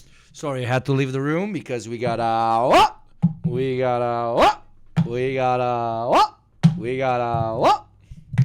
did me some good old nicotine. Skitchiest known schizos. Today we're going deep into the belly of the... So what are we doing, kids? Okay, we are doing either 2 out of 6 bright spearmint, or purple grape. Everybody, if you want purple grape, write purple. If you want green spearmint, right sperm int. I thought you quit. These are nicotine pouches. I no longer vape or smoke cigarettes. God fucking damn it! It's impossible with you children. Purple sperm. Yeah, I hate the sperm, man. But okay. I mean, I love sperm, but not spermint. Spermint. It's weaker. It's my first pod for the day, I guess. My first zin for the day, so it should be weaker. Is the better choice. So we're going with sperm. We're going with sperm on this fine day. Thank you very much for your incredible assist there, chat. I couldn't have done it without you, okay? They don't have the fucking orange one here. The orange one is really good. The orange one is really good. The orange man, yes.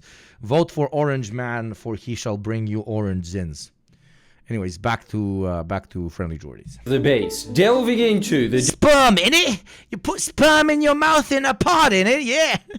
Downright... But yeah, Romka, I saw the beef. I'm not doing anything about it. I mean, if you want to know whose side I will pick in any beef between Bet Empanada and somebody else, you only need to look at my, well, phone wallpaper.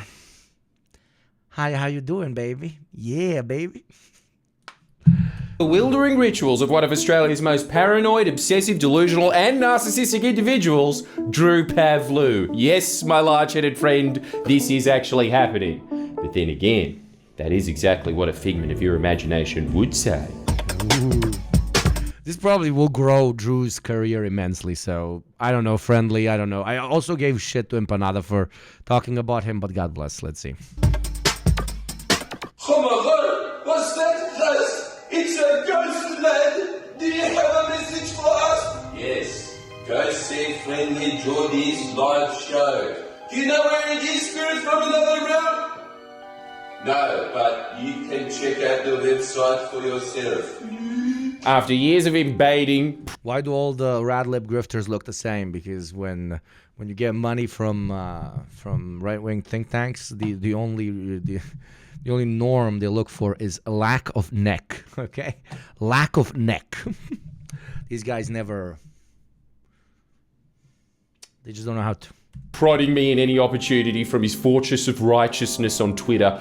I'm making his dream come true. I'm making a video on Drew Pavlou. If you haven't heard of him, turn this video off right now. Just watch another video. Honestly, it is a total waste of your Drew Pavlou is Butch Kyle Rittenhouse. time. I'm only doing this video for my own amusement. But if you insist on watching old Geordies play some golf, Drew Pavlou is a professional protester who first came to prominence after getting suspended from university for protesting too hard for Hong Kong, which, I don't know, he probably shouldn't have been suspended, but... Boring! He's been perpetually struggling to remain relevant ever since, and in his quest to do so, he's been on a one-man mission to destroy threats to Western freedom everywhere. We're talking Russia, China, Hamas. He's like if James Bond was a fat Turkish man who wasn't actually a spy, was on the spectrum, was addicted to Twitter, and instead of womanizing, went to gay nightclubs. Oh, wait, sorry guys, he's got a girlfriend. He's definitely not gay! So what's brought this about then, eh? Well, a few weeks ago, I briefly, and I do stress this, briefly mentioned Drew in my video on Julian Assange's newfound freedom. Drew wasn't happy with Assange. He was even less happy with me because that teensy little mention garnered probably the best video response I've ever received. If only I could find it, but it's hard because Drew tweets like... Is he Turkish? Imagine getting kicked out of university for protesting for Hong Kong. Oh, this is like getting dumped by your girlfriend for jerking off to Twitch streamers. You at least do it for a cause, brother. You know, at least an actual cause, brother. It's like 5 times a second. I think it could be lost to history. It's such a shame that we can't play the video and... Oh wait, here it is. You know, for someone who claims to hate the Islamic terrorist world so much, you really have learned a thing or two from the enemy. Check out this aesthetic. Okay, sorry, let's play the video for real, but come on, compare and contrast. Even though I very forcefully condemned and opposed the firebombing attack on Friendly Jordies' house, this disgraceful, ungrateful, horrible person comes out, he calls me fat, he says that I work for the American State Department simply because I criticised Julian Assange. Amazing way to start a video, Drew, implying that you regret saying that I shouldn't be murdered because I called you fat. Dude, fuck all of you who said to take the spearmint. There was something really wrong with it. Shit. Something really wrong with it. Doesn't matter about the many other times you've dishonestly shat on me over the years. No, you said something nice about me when it was a convenient way to virtue signal that you're a good guy. Good guy confirmed. Seriously though, doesn't that first sentence just perfectly encapsulate Drew's narcissistic thinking, which to be fair, is the thinking that has propelled his entire career, taking extremely bland, common sense positions and expecting to be either martyred or celebrated for said positions, then, when that doesn't happen to the extent that he wants it to, getting extremely frustrated by the lack of attention, lashing out by ratcheting up these positions to a deranged level, then going on some chaotic protest quest until someone does pay attention. Or in my case, taking back that common sense position that I shouldn't die to punish me for disagreeing with the US State Department by celebrating Assange's release. Even though I condemned the assassination attempt on Donald Trump, this disgraceful, ungrateful, horrible person refuses to even consider me for VP. Look! This is a very consistent pattern of his. He used to support Assange, even going so far as to compare himself to Assange in one of his more sane adventures, where he suffered for literal days, guys, after the Chinese had nothing better to do than G him up with a fake bomb threat. Wow, what a thorn on the side of the world's largest government Drew is, eh? Drew then withdrew his support of Assange because I stopped supporting Julian Assange because of his fucked up, disgusting online supporters who have spent years supporting Putin and Xi while harassing me online. Hope that helps. Oh, it does. This makes it very easy to follow the ball because Assange supporters, quote, harassed him online. Drew has decided Assange is a rapist. Something that even the original Swedish complainants never accused Assange. Holy shit, what the fuck? Never again. This? Oh my god. Are you alright, bro? No. Dude. I wish that tasted like sperm, not like that was. And I've tried it before, but it just like fucked with my throat so hard.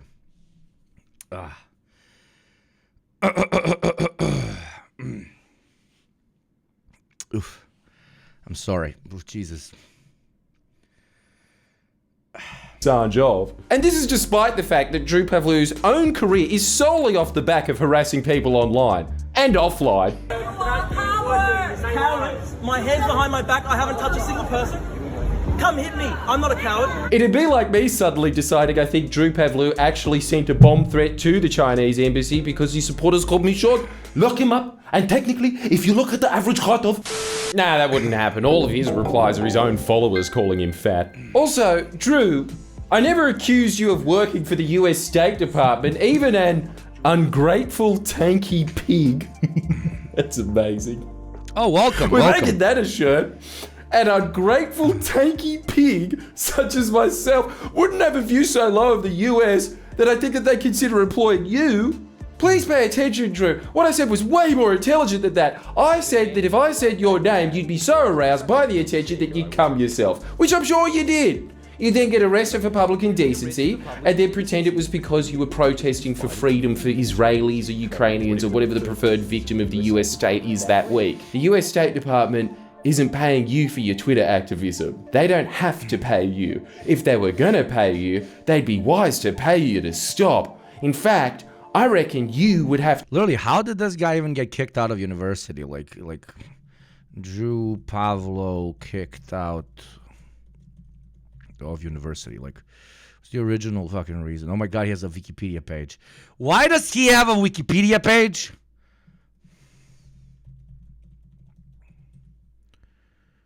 I only have a Wikitubia page. I only have a Wikitubia page. I don't have a Wikipedia page. Drew fucking Pavlou has a fucking Wikipedia page and I don't. Yo, nerds in chat, get to fucking work right now. Okay? Get to fucking work right now. Hong Kong protests in July. Drew Pavlou organized a protest at the University of Queensland in support of Hong Kong democracy. Yeah, he has alleged that he was assaulted twice. The counter-protests were in the hundreds and had shouted pro-Beijing slogans. Covering the incident, LA Times wrote, things quickly turned violent, etc., etc.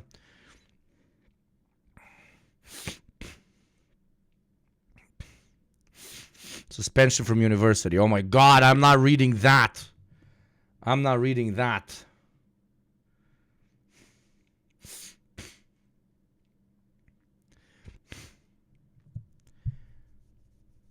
Pavlou admitted to directing profanity at students on Facebook.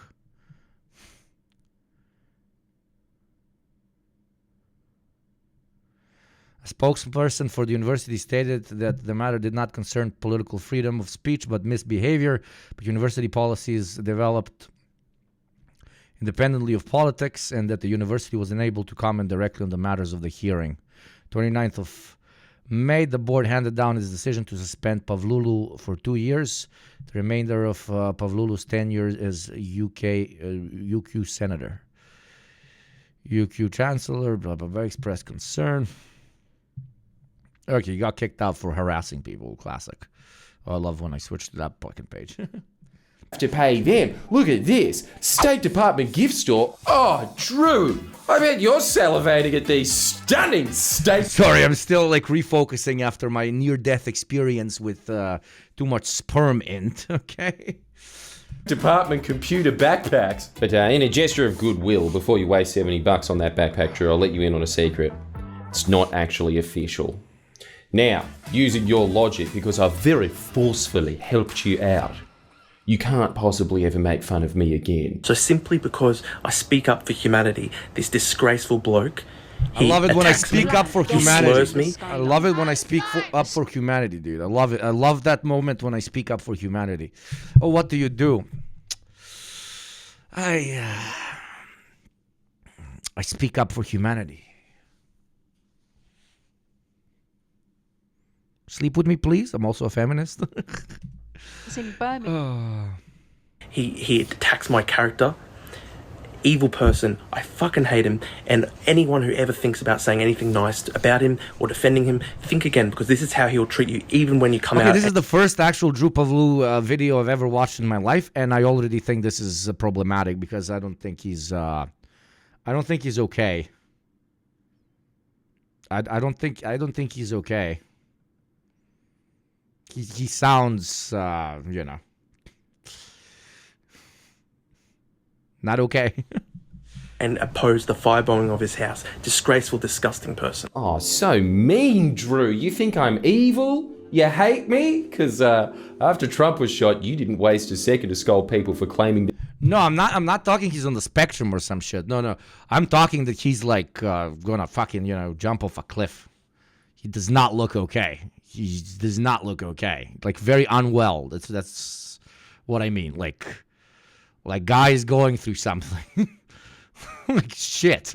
Their political opponents were evil. I mean, at least the video wasn't as bad as the caption. Oh yeah, we're going through that now. Even though I very strongly oppose the firebombing of @Friendly Jodie's house, this very vicious, slimy, ungrateful, tanky pig, a washed-up ex-male model, nipples protruding, has the gall to slander me and hurls slurs at me in his recent video, calling me fat. Nipples protruding. What? What does that mean, Drew? I think you're mentally back in the gay nightclub again. Yeah, sure. I'll be the first to admit, maybe sometimes in the studio the aircon is a little too strong. Maybe I sometimes look like Miranda from that iconic scene in Sex and the City. Fake nipples! We have secretly replaced Miranda's normal nipples with rubber ones. Let's see what happens.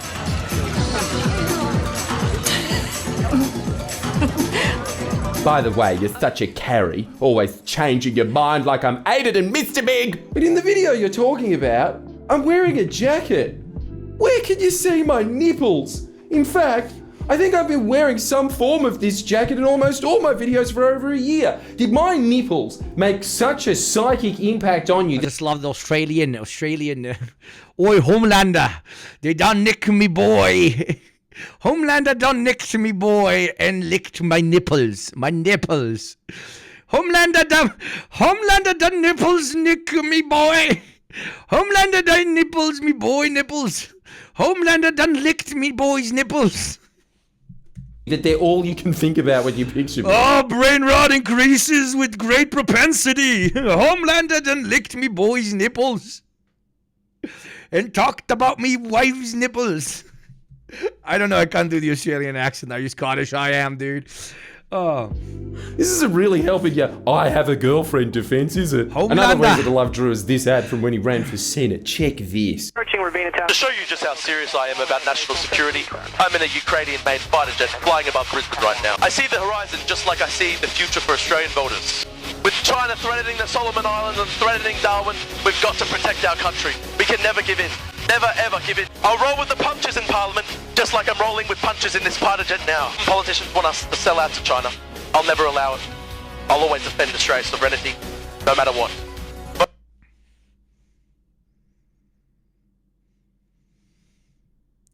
Finally, we know who the Ghost of Kiev is. This is one of the worst things I've ever seen in my life. Holy fucking shit, dude. Holy shit. Incredible. Ghost of Sydney. He's the pig of Kiev. Oh, no aura. Minus 10 aura. Minus 1,000 aura. When you look up aura in the dictionary and you want a negative depiction of it, there's just a picture of Drew. I mean, he drew no aura, man. Vote Drew Pavlik for Senate, a patriotic progressive that'll bring Australia well into the future. How did we miss that?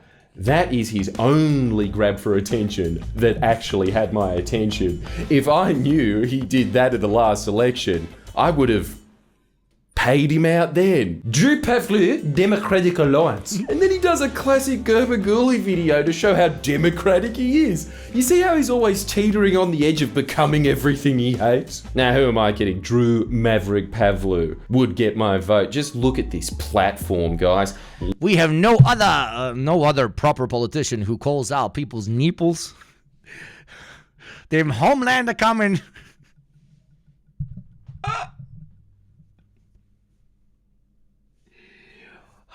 Jupavlu done nicked me nipples. Lock Julian Assange up. Yes! Put Australia in NATO. Must be one of those principality European nations. And make Pine Gap 1,000 times bigger. Holy shit, that man likes foreign spies. What a, quote, progressive patriot. Pine Gap is estimated to be 23 kilometres squared. For now, at least. So Drew wants to make Pine Gap 23,000 kilometres squared, which is about the size of Israel. He's amazing, isn't he? I would do the hack joke of saying that Drew is more creative than Andy Kaufman, but that honestly would not be doing the man justice, because get this, after tweeting for a day, and presumably feeling as if he hadn't squeezed enough cloud out of the most... Dude, my nipples are literally hard. Talking about nipples so much. Inconsequential beef of 2024. He challenged me to a debate moderated by Leo Puglisi of 6 News fame, which, huge fan of Leo, no disrespect, but it is very fitting that this beef be moderated by a 16-year-old. I can see the promos now. Two great minds locked in, battling it out in the free marketplace of ideas. Australia's very own Greek philosophers engaged in an impassioned round of intellectual jiu-jitsu, tackling the deep issues that others can barely comprehend, and moderated by the only person in the media that can match the contenders' wisdom and maturity. I mean, I'm sold. 2 conditions though, Drew. The first one is, as I'm sure you're aware, debates aren't just a battle of the minds. You also have to be in peak physical condition, and I might be a tanky piggy, but you're just a piggy. First and foremost, You gotta go to Weight Watchers, Drew, please. You can't even fit in the camera's frame, please. For the love of God, in your inevitable video response, film it in widescreen. Second, I think that we should debate the real issues, ones that we're both sufficiently versed on. And if you try to bring up any other topic or any other clever stunts, I'm walking out of the room. You're not staying, sir? Are you leaving? I will agree to debate you on Geordie's is short and Drew Pavlou is fat. Ball's in your court, but remember, Drew, democracy dies in darkness. Me and some other Hassanabi heads are trying to raise funds for us to get to the protest happening during the DNC in Chicago. Is it okay if I post a link in chat? Yeah. Just mods, please check if the link is actually leading to where this lovely person is saying it leads, and then yeah, why not post it? Oh, holy shit, that was great. Oh my God, Drew Pavlou done homelanded me nipples on me son. Absolute incredible shit. Absolute art. Incredible shit. Absolute incredible shit. Drew Pavlou. Oh no, Drew Pavlou, don't do this, Drew Pavlou. God. Oh, why do I now know more things about this person? I didn't want to do that, but that's life. How do I see my liked?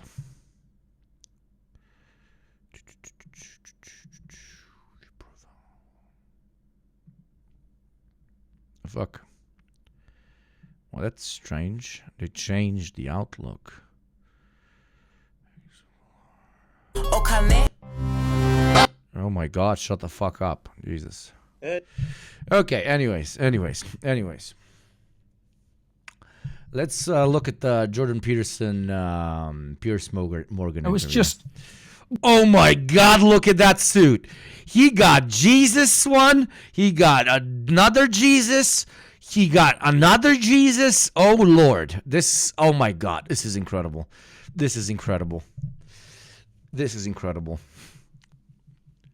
Real patriots unite, okay?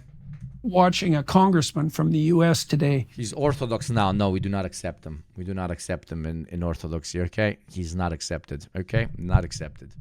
Claiming that the critics of Biden after the last debate are ableist. Yeah, I right? saw that. I mean, well, I don't even... Oh my God, there's like 3 people that posted that on Twitter, and now I'm going to speak about it for like 20 fucking minutes. And guess what? Even if they were, fuck Joe Biden, he was one of the most powerful people on planet Earth.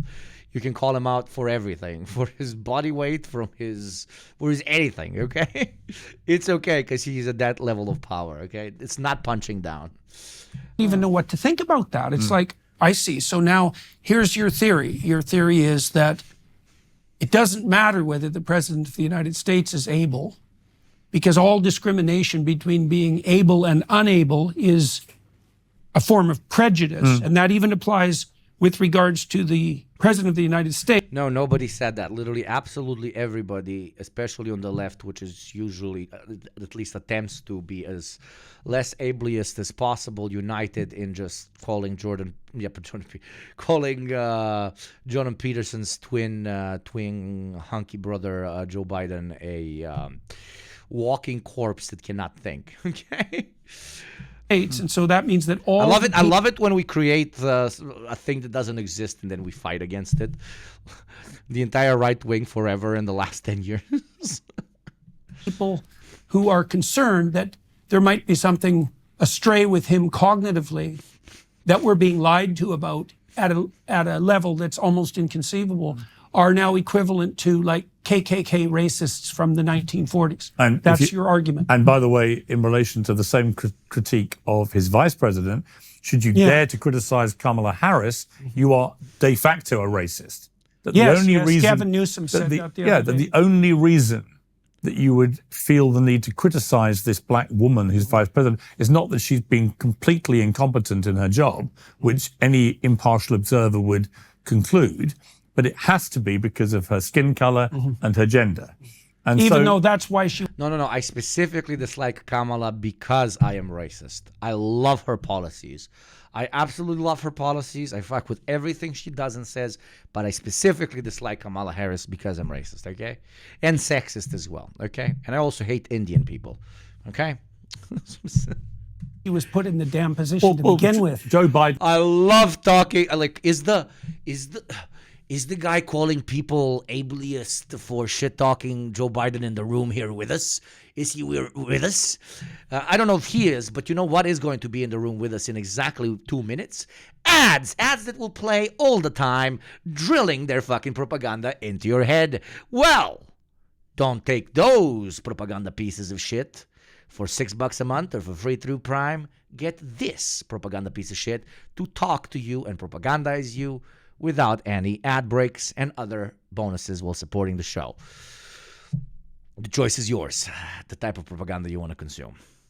Said publicly, I want a black woman, right? And then he gets a black woman who is massively underperformed. I want a black... That's why she was put in the damn position to begin with. Joe Biden said... Just without context, I love this way. If we place this without context, like this. Imagine you just clip this. Damn position to begin Clip from here. with. Joe Biden... From here. Biden said publicly, I want a black woman. End of clip. Right, and then he gets a black woman who is massively underperformed, which hasn't helped him at all. But no one's allowed to criticize her, because if you do, you'll be called a racist. And I find that one of the laziest tropes out there in modern society. John Peterson must be so pissed off that he posted this now 23 hours ago because Kamala is now the front runner for the Democratic Party. He's like, shit, this interview is completely irrelevant now. Fuck, shit. It's a way of, I think we've discussed it before, but it's a way of stifling honest debate. It's a way of censoring legitimate criticism. It's a way of asserting moral superiority that's unearned. Yeah, That's a lovely and way. actually, none of them really mean it. I mean, it is the genuine epitome of virtue signaling. What they're really, I mean, I remember for example, I remember... Two guys talk shit about people virtue signaling while inventing enemies and then together debating the enemies that are not in the room with them. Also against virtue signaling. When the George Floyd murder happened, and it was a horrific incident, of course. But I remember that soon after that, there was a Black Square Day announced on Instagram, where everybody had to signal their virtue about this by doing a black square. Now, I'd spent the entire morning on Good Morning Britain hosting debates about the George Floyd killing and showing enormous empathy and support for Black Lives Matter and what had happened. This was very early stages before a lot of stuff came out about the organization Black Lives Matter, which put a rather different gloss on them. But the principle that, this had been a terrible killing, that this man should never have been killed, that it was possibly racially motivated, all that kind of stuff. I was debating. In the beginning, I was quite supportive of the blacks, but afterwards, no longer. They were doing too much black things. This with an absolutely open mind. I have created a monster inside my head now. I'm scared. Sounds like psychosis to me. I don't know. Not a medical professional. You don't need to be. It's the psychosis has a term we use for it now, and it's the right wing. Okay, it's a death cult and a continuous psychosis of them being so weird that they're talking to themselves inside of a room by themselves about children's penises. That's basically the state of the American right wing right now, and I'm so here for it. Okay, and being very empathetic to all these arguments, but I didn't do my black square on Instagram, and my son's. And now he's gonna say how he got so much shit for it, which, come on, I am giving my right fucking thumb never happened. I said, Dad, you got to do your black square. I went, why? Oh my God, my child told me I got to do the black square. We're getting criticized because you haven't done it. And I actually posted a picture. Shut the fuck up, son. You're so cocked. Of a bottle of rosé wine, because I was having one in my local square. And I hadn't given any thought to the rule that I had to signal my virtue about this thing. And I then got... Look how hard his life is. His life is so hard. He was just vibing, just chilling with his rosé in his square. And then the goddamn wokes, also his child, came and were like, Dad, you're not being woke enough. You got to do the post with the square on the Instagram. And that completely ruined my life. Isn't it so difficult to be a public persona nowadays? Isn't it so hard? You don't do a single black square one day and your whole life gets ruined, man. They immediately want to cancel you. Life just, like, it's so difficult to be a public persona. It's so hard. Now I have to like post black squares and stuff. Absolutely annihilated by people saying, how dare you do this? Where is your black square? And I remember thinking, but all of you are going to go right back tomorrow morning to posting inane, self-aggrandizing photographs of yourselves on beaches or in nightclubs or in Ferraris or whatever. None of this means anything to you. Whereas tomorrow morning, I'll be back on air doing another 3 hours of debate about this to try and get the society in the world in relation to this issue back to a place of better racial justice. Now, which one? Oh my God, I was going to go back to work and help the society of the little quote. Okay, let's listen to this quote one more time. I was going back to work to get the society of the world in better conditions when it comes to the racism. Most whitest man to ever exist. The 3 hours of debate about this to try and get the society in the world in relation to this issue back to a place of better racial justice. Thank you, Piers Morgan, for working so tirelessly to get the society of the world less racist. Thank you so much. And even as you're doing this incredibly difficult job, they can't even let you enjoy it fully. And you have to post squares on Instagram. The suffering of the Western, insanely rich, privileged media caster guy is something not enough people talk about. It is so hard. It is so hard. I feel for you, my friend. It must be so difficult. Now, which one is going to have a better effect? Modern John Brown, thank you for your sacrifices, sir. Thank you so much.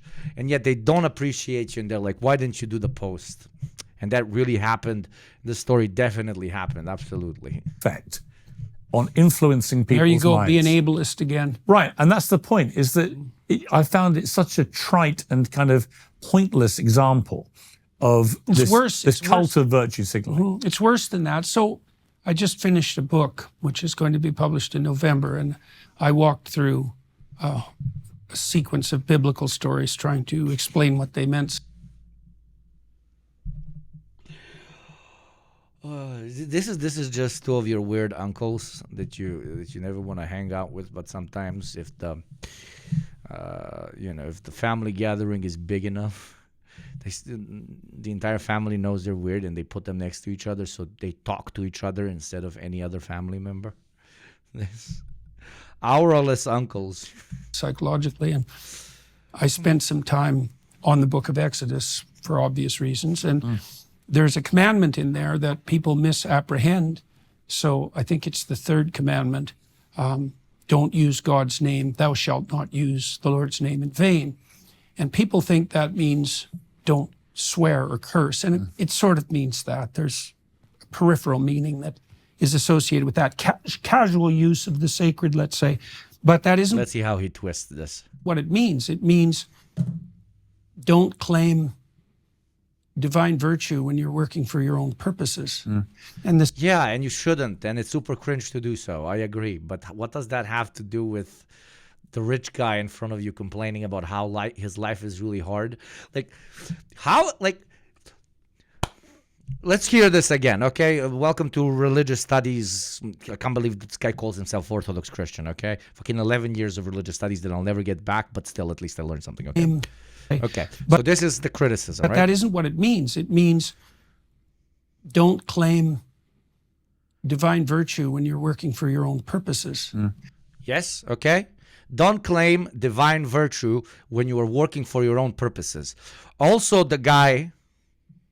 Self-aggrandizing, all this. I then got a thought to, because I was having one in by people, this example of which is people think trite and kind of ableist. Now, which one is going to have a better effect on influencing people's minds? There you go, be an ableist again. One is going to... My sons got in touch with Jose Wine because I had to signal my virtue about this thing. And I hadn't given any thought to the rule that I had to signal my local square. And I hadn't given any thought to the rule that I had to signal my virtue about this thing. And I then got absolutely annihilated by people saying, how dare you do this? Where is your black square? And I remember thinking, but all of you are going to go right back tomorrow morning to posting inane, self-aggrandizing photographs of yourselves on beaches or in nightclubs or in Ferraris or whatever.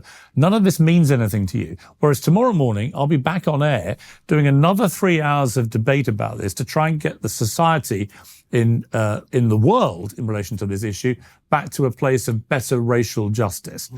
Okay. This guy deifies himself so much that he believes that he actually is doing God's work in bettering the society of the world in terms of racism. And that is the aspect of the third commandment which he is going against, because he is quite literally deifying himself and putting himself on such a high pedestal of believing that he himself is so much better than other people because he is doing so much more for the society of the world when it comes to racial relations. Okay, Jordan Peterson, you need to quote third commandment and make fun of that aspect of his story, not hey, I didn't post the square, bro. I didn't post the square thing. Thank you very much, Ronka, for the 100 bits. I read the Bible and wrote a book about why the commandments say woke and communism bad. Classics. Given its proper place for their own self-aggrandizement. They're praying in public. They're trying to occupy the best seats in the marketplace. They are running a whole fucking massive YouTube channel where the only thing they're doing is telling everybody else that they are doing things wrong and they're the only guy who's doing things correctly, and they should all do things the way he does it because that's the correct way, and I'm the smartest, I'm the best. Guy reads a passage from the Bible, says this applies to everybody except me, continues to do exactly what that passage in the Bible was supposed to be criticizing. Most Christian American, dude. Want the best seats in the synagogues, etc. That's the accusation. And so that virtue signaling, it's not merely, it's an expression of an unbelievably deep and ignorant narcissism, right? It's part of the victim-victimizer narrative, first of all, which explains all of history with no cognitive effort. And then it's these performative gestures that make you morally virtuous. Yes. Right? And one of the consequences of that, too, is as soon as you're morally virtuous like that... I mean, there's great commentary to be had about people that are just, doing performative justice, and they LARP as freedom fighters, and they LARP as people who actually want to see a better world, while at the end of the day, they're only using it to get higher social currency so that more people like them, and they were never in it from the get-go in the name of the cause, whatever the cause might be, but because they either want to build a career out of it or be liked by more people inside of their community, etc., etc.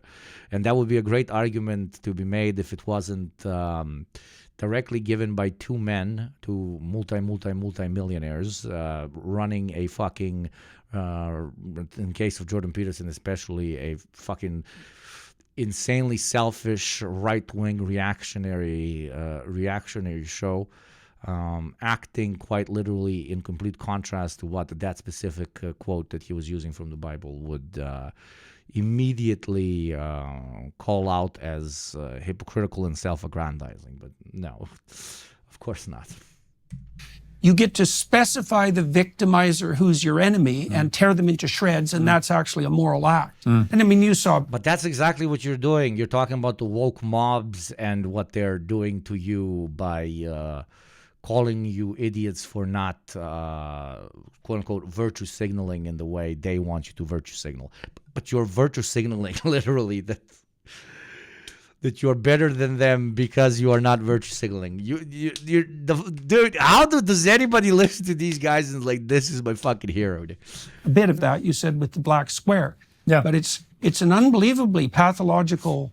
But it was fascinating to me that my own children, all in their 20s at the time, that they were being contacted by friends saying, why has your dad done this picture of a bottle of wine? Where's his black square? Yeah. And they were kind of damned by association. Yeah. And were keen for me. Basically, Jordan Peterson, exactly this. Do you believe in God? Yes. Do you believe in God? Yes. Do you believe in God? That's a complicated question. It depends on what you mean by God. You see, Yes or no? It helps no one to be reductive. I believe that we are here implies to some degree that there are forces larger than us. Now we can get into the semanticalities. Yes or no? The very notion of belief itself can be rhetorically whittled to the bare nub of its meaning. I'd like to talk to you a lot more about this. Would you be interested in reading some of my literature? No! Literally. To rectify this problem. Yeah. And I have to say, but there's a tribal signaling there too. Yeah, and I said, guys, I'm not going to do it. I'm Yeah. sorry. I'm just not going to feel bullied into doing something that I think actually is pointless and trite, and that all the people doing it don't really care much about this cause and will be very quickly back to their normal work on Instagram, which is pumping themselves up and showing off and all the things people do on Instagram. I said, I'm just not going to play this game. Well, there's no cost to doing it, right? To putting up a black square. Right. You can indicate There's no someone's sacrifice. commitment. That's exactly right. There's no sacrifice. There's no hard work Why did you required. use sacrifice? Is that? And I agree, and I completely agree with this. But they're using it as a tool to defend themselves while doing literally the same thing. Your online posters just virtue signaling to your particular demographic in order to make more fucking money. Like, the only reason those people with the black squares were limited to posting black squares on their Instagram is because they don't have large platforms. You have large platforms, you're virtue signaling to your right-wing shills with your mouth and with cameras and good production. Like, this is so fucking pathetic. Well, because I think that to really support a cause, whatever that cause may be, at some point you have to show a bit of sacrifice to that cause. You have to commit time or money or resources or whatever it may be to support reputation, put your head over the parapet. There has to be an element of risk and an element of sacrifice. Now, if all you're doing is following the hashtag trend of the day, there's no sacrifice, there's no risk taking. In fact, it's the opposite. The reverse. Yes, it's actually more courageous to say, I'm not going to do that. What I'm going to do is I'm going to do this. And it's a far more tangible and effective way of trying to... Yes, but that would be if you did that. That would be if you did that. You started this whole conversation with saying, oh, back in the day I supported the Black Lives Matter thing, but then I realized that's not really my thing. And then I stopped supporting the whole Black Lives Matter thing. You started this whole conversation with this. like get racial injustice snake eating to its a own better ass place, is crazy. Which It's everybody crazy. should share that desire. And I just feel that it comes back to what you said earlier about the victimhood generation. The one common theme of the people who play that victim card all the time is they almost never show any sacrifice for anything. It's all about themselves. It's all... Said the guy who just spent 10 minutes talking about how he was a victim because his son told him, yo, why don't you put up the black square? People would like that. Talking about how these guys always call themselves victims. all about how can I get pity? How can I be showered in sympathy? How can I become... That's literally what you're doing this entire interview. You're like, oh my God, pity me because I am not like the woke mobs. And the woke mobs come for all of us and they destroy our lives. But I'm not like that. And they really disliked me when I wasn't like that. Please show some pity and support me on Patreon. Like, most famous for failure and celebrated for it, rather than the way I was brought up, which is you celebrated success, you drowned your sorrows with failure, and you didn't let it take you down or destroy you, and you dusted yourself down and got back on with it. But the idea of celebrating failure The idea of celebrating coming last at the school sports day, the idea that everyone had to get a participation prize, even if they were terrible at something. No. Right. I wasn't very good at athletics at school. I was very good at cricket. I was one of the best cricket players aged 12 in the country. And my dream was to be a professional cricketer. I never made it. My other dream was to be a journalist. I made that. But I was terrible at athletics. My two brothers were brilliant at athletics. They used to win everything. But I used to always win the non-finalist race. And I was very happy about that. Because I said to my... What is that? Well, so everyone who didn't win a race got put in the non-finalist race. So you were the kind of lepers with the most fingers, right? For want of a crass phrase. And the point was that you were competing against other losers, but you could still win something. And I thought, I'm going to be the best loser because I'm crap at this. I can't really run or hurdle or throw javelins or anything like that. But I can beat this lot. And I was proud of that. But I never mistook it for actual glory or winning. Classic middle-class guy talking about how he's okay with the status quo because he gets to piss on even poorer people than himself, so he's okay with being cucked by richer people than himself. I always understood that I could not be Jeff Bezos, but at least I'm not Mike who fixes my car. Look at Mike who fixes my car. He's a bitch-ass mechanic while I work in corporate. Suck my dick, Mike. That is more than enough for me to find purpose in life because I am better than the even worse ones. I am eternally poisoned by the mentality of competition and hierarchy, and I consider that a life worth living. I'm fucking pathetic. And speaking of lives worth living, you know what's worth living? Watching streams, but you know what's better than that? Watching streams Wonderful. A new child without any advertising, such as the advertising that will play in exactly 45 motherfucking seconds. Support the show for $6 a month or for free through Prime, or give it to somebody less privileged than yourself, just like Nebd just did, or Romka with 100 bits. And support this hype train to reaching level 5, because as we all know, when it reaches level 5, it rocket ships itself into the sky and then lands on Jordan Peterson's house. It doesn't kill Jordan Peterson, but then switches into a humanoid creature, which tells him, yo, stop misusing and misquoting the fucking Bible so that you can excuse taking more benzos, you fucking cuck. Thank you very much, Nebdi, and thank you, Romka, for the 100 bits.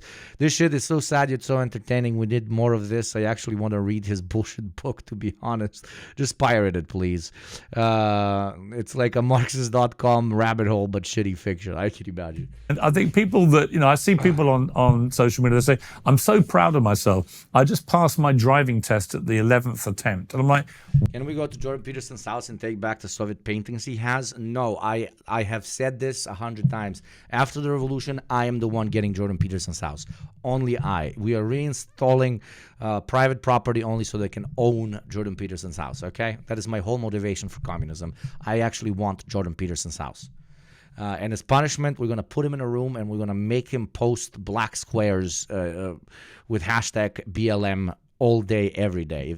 He will need to post 24,000 black squares on Instagram, okay? We will ban Instagram, but we will only keep Instagram as one profile. When you write Instagram.com or open the Instagram app, it's just Jordan Peterson's page, and he's just continuously posting the Black Lives Matter square, okay?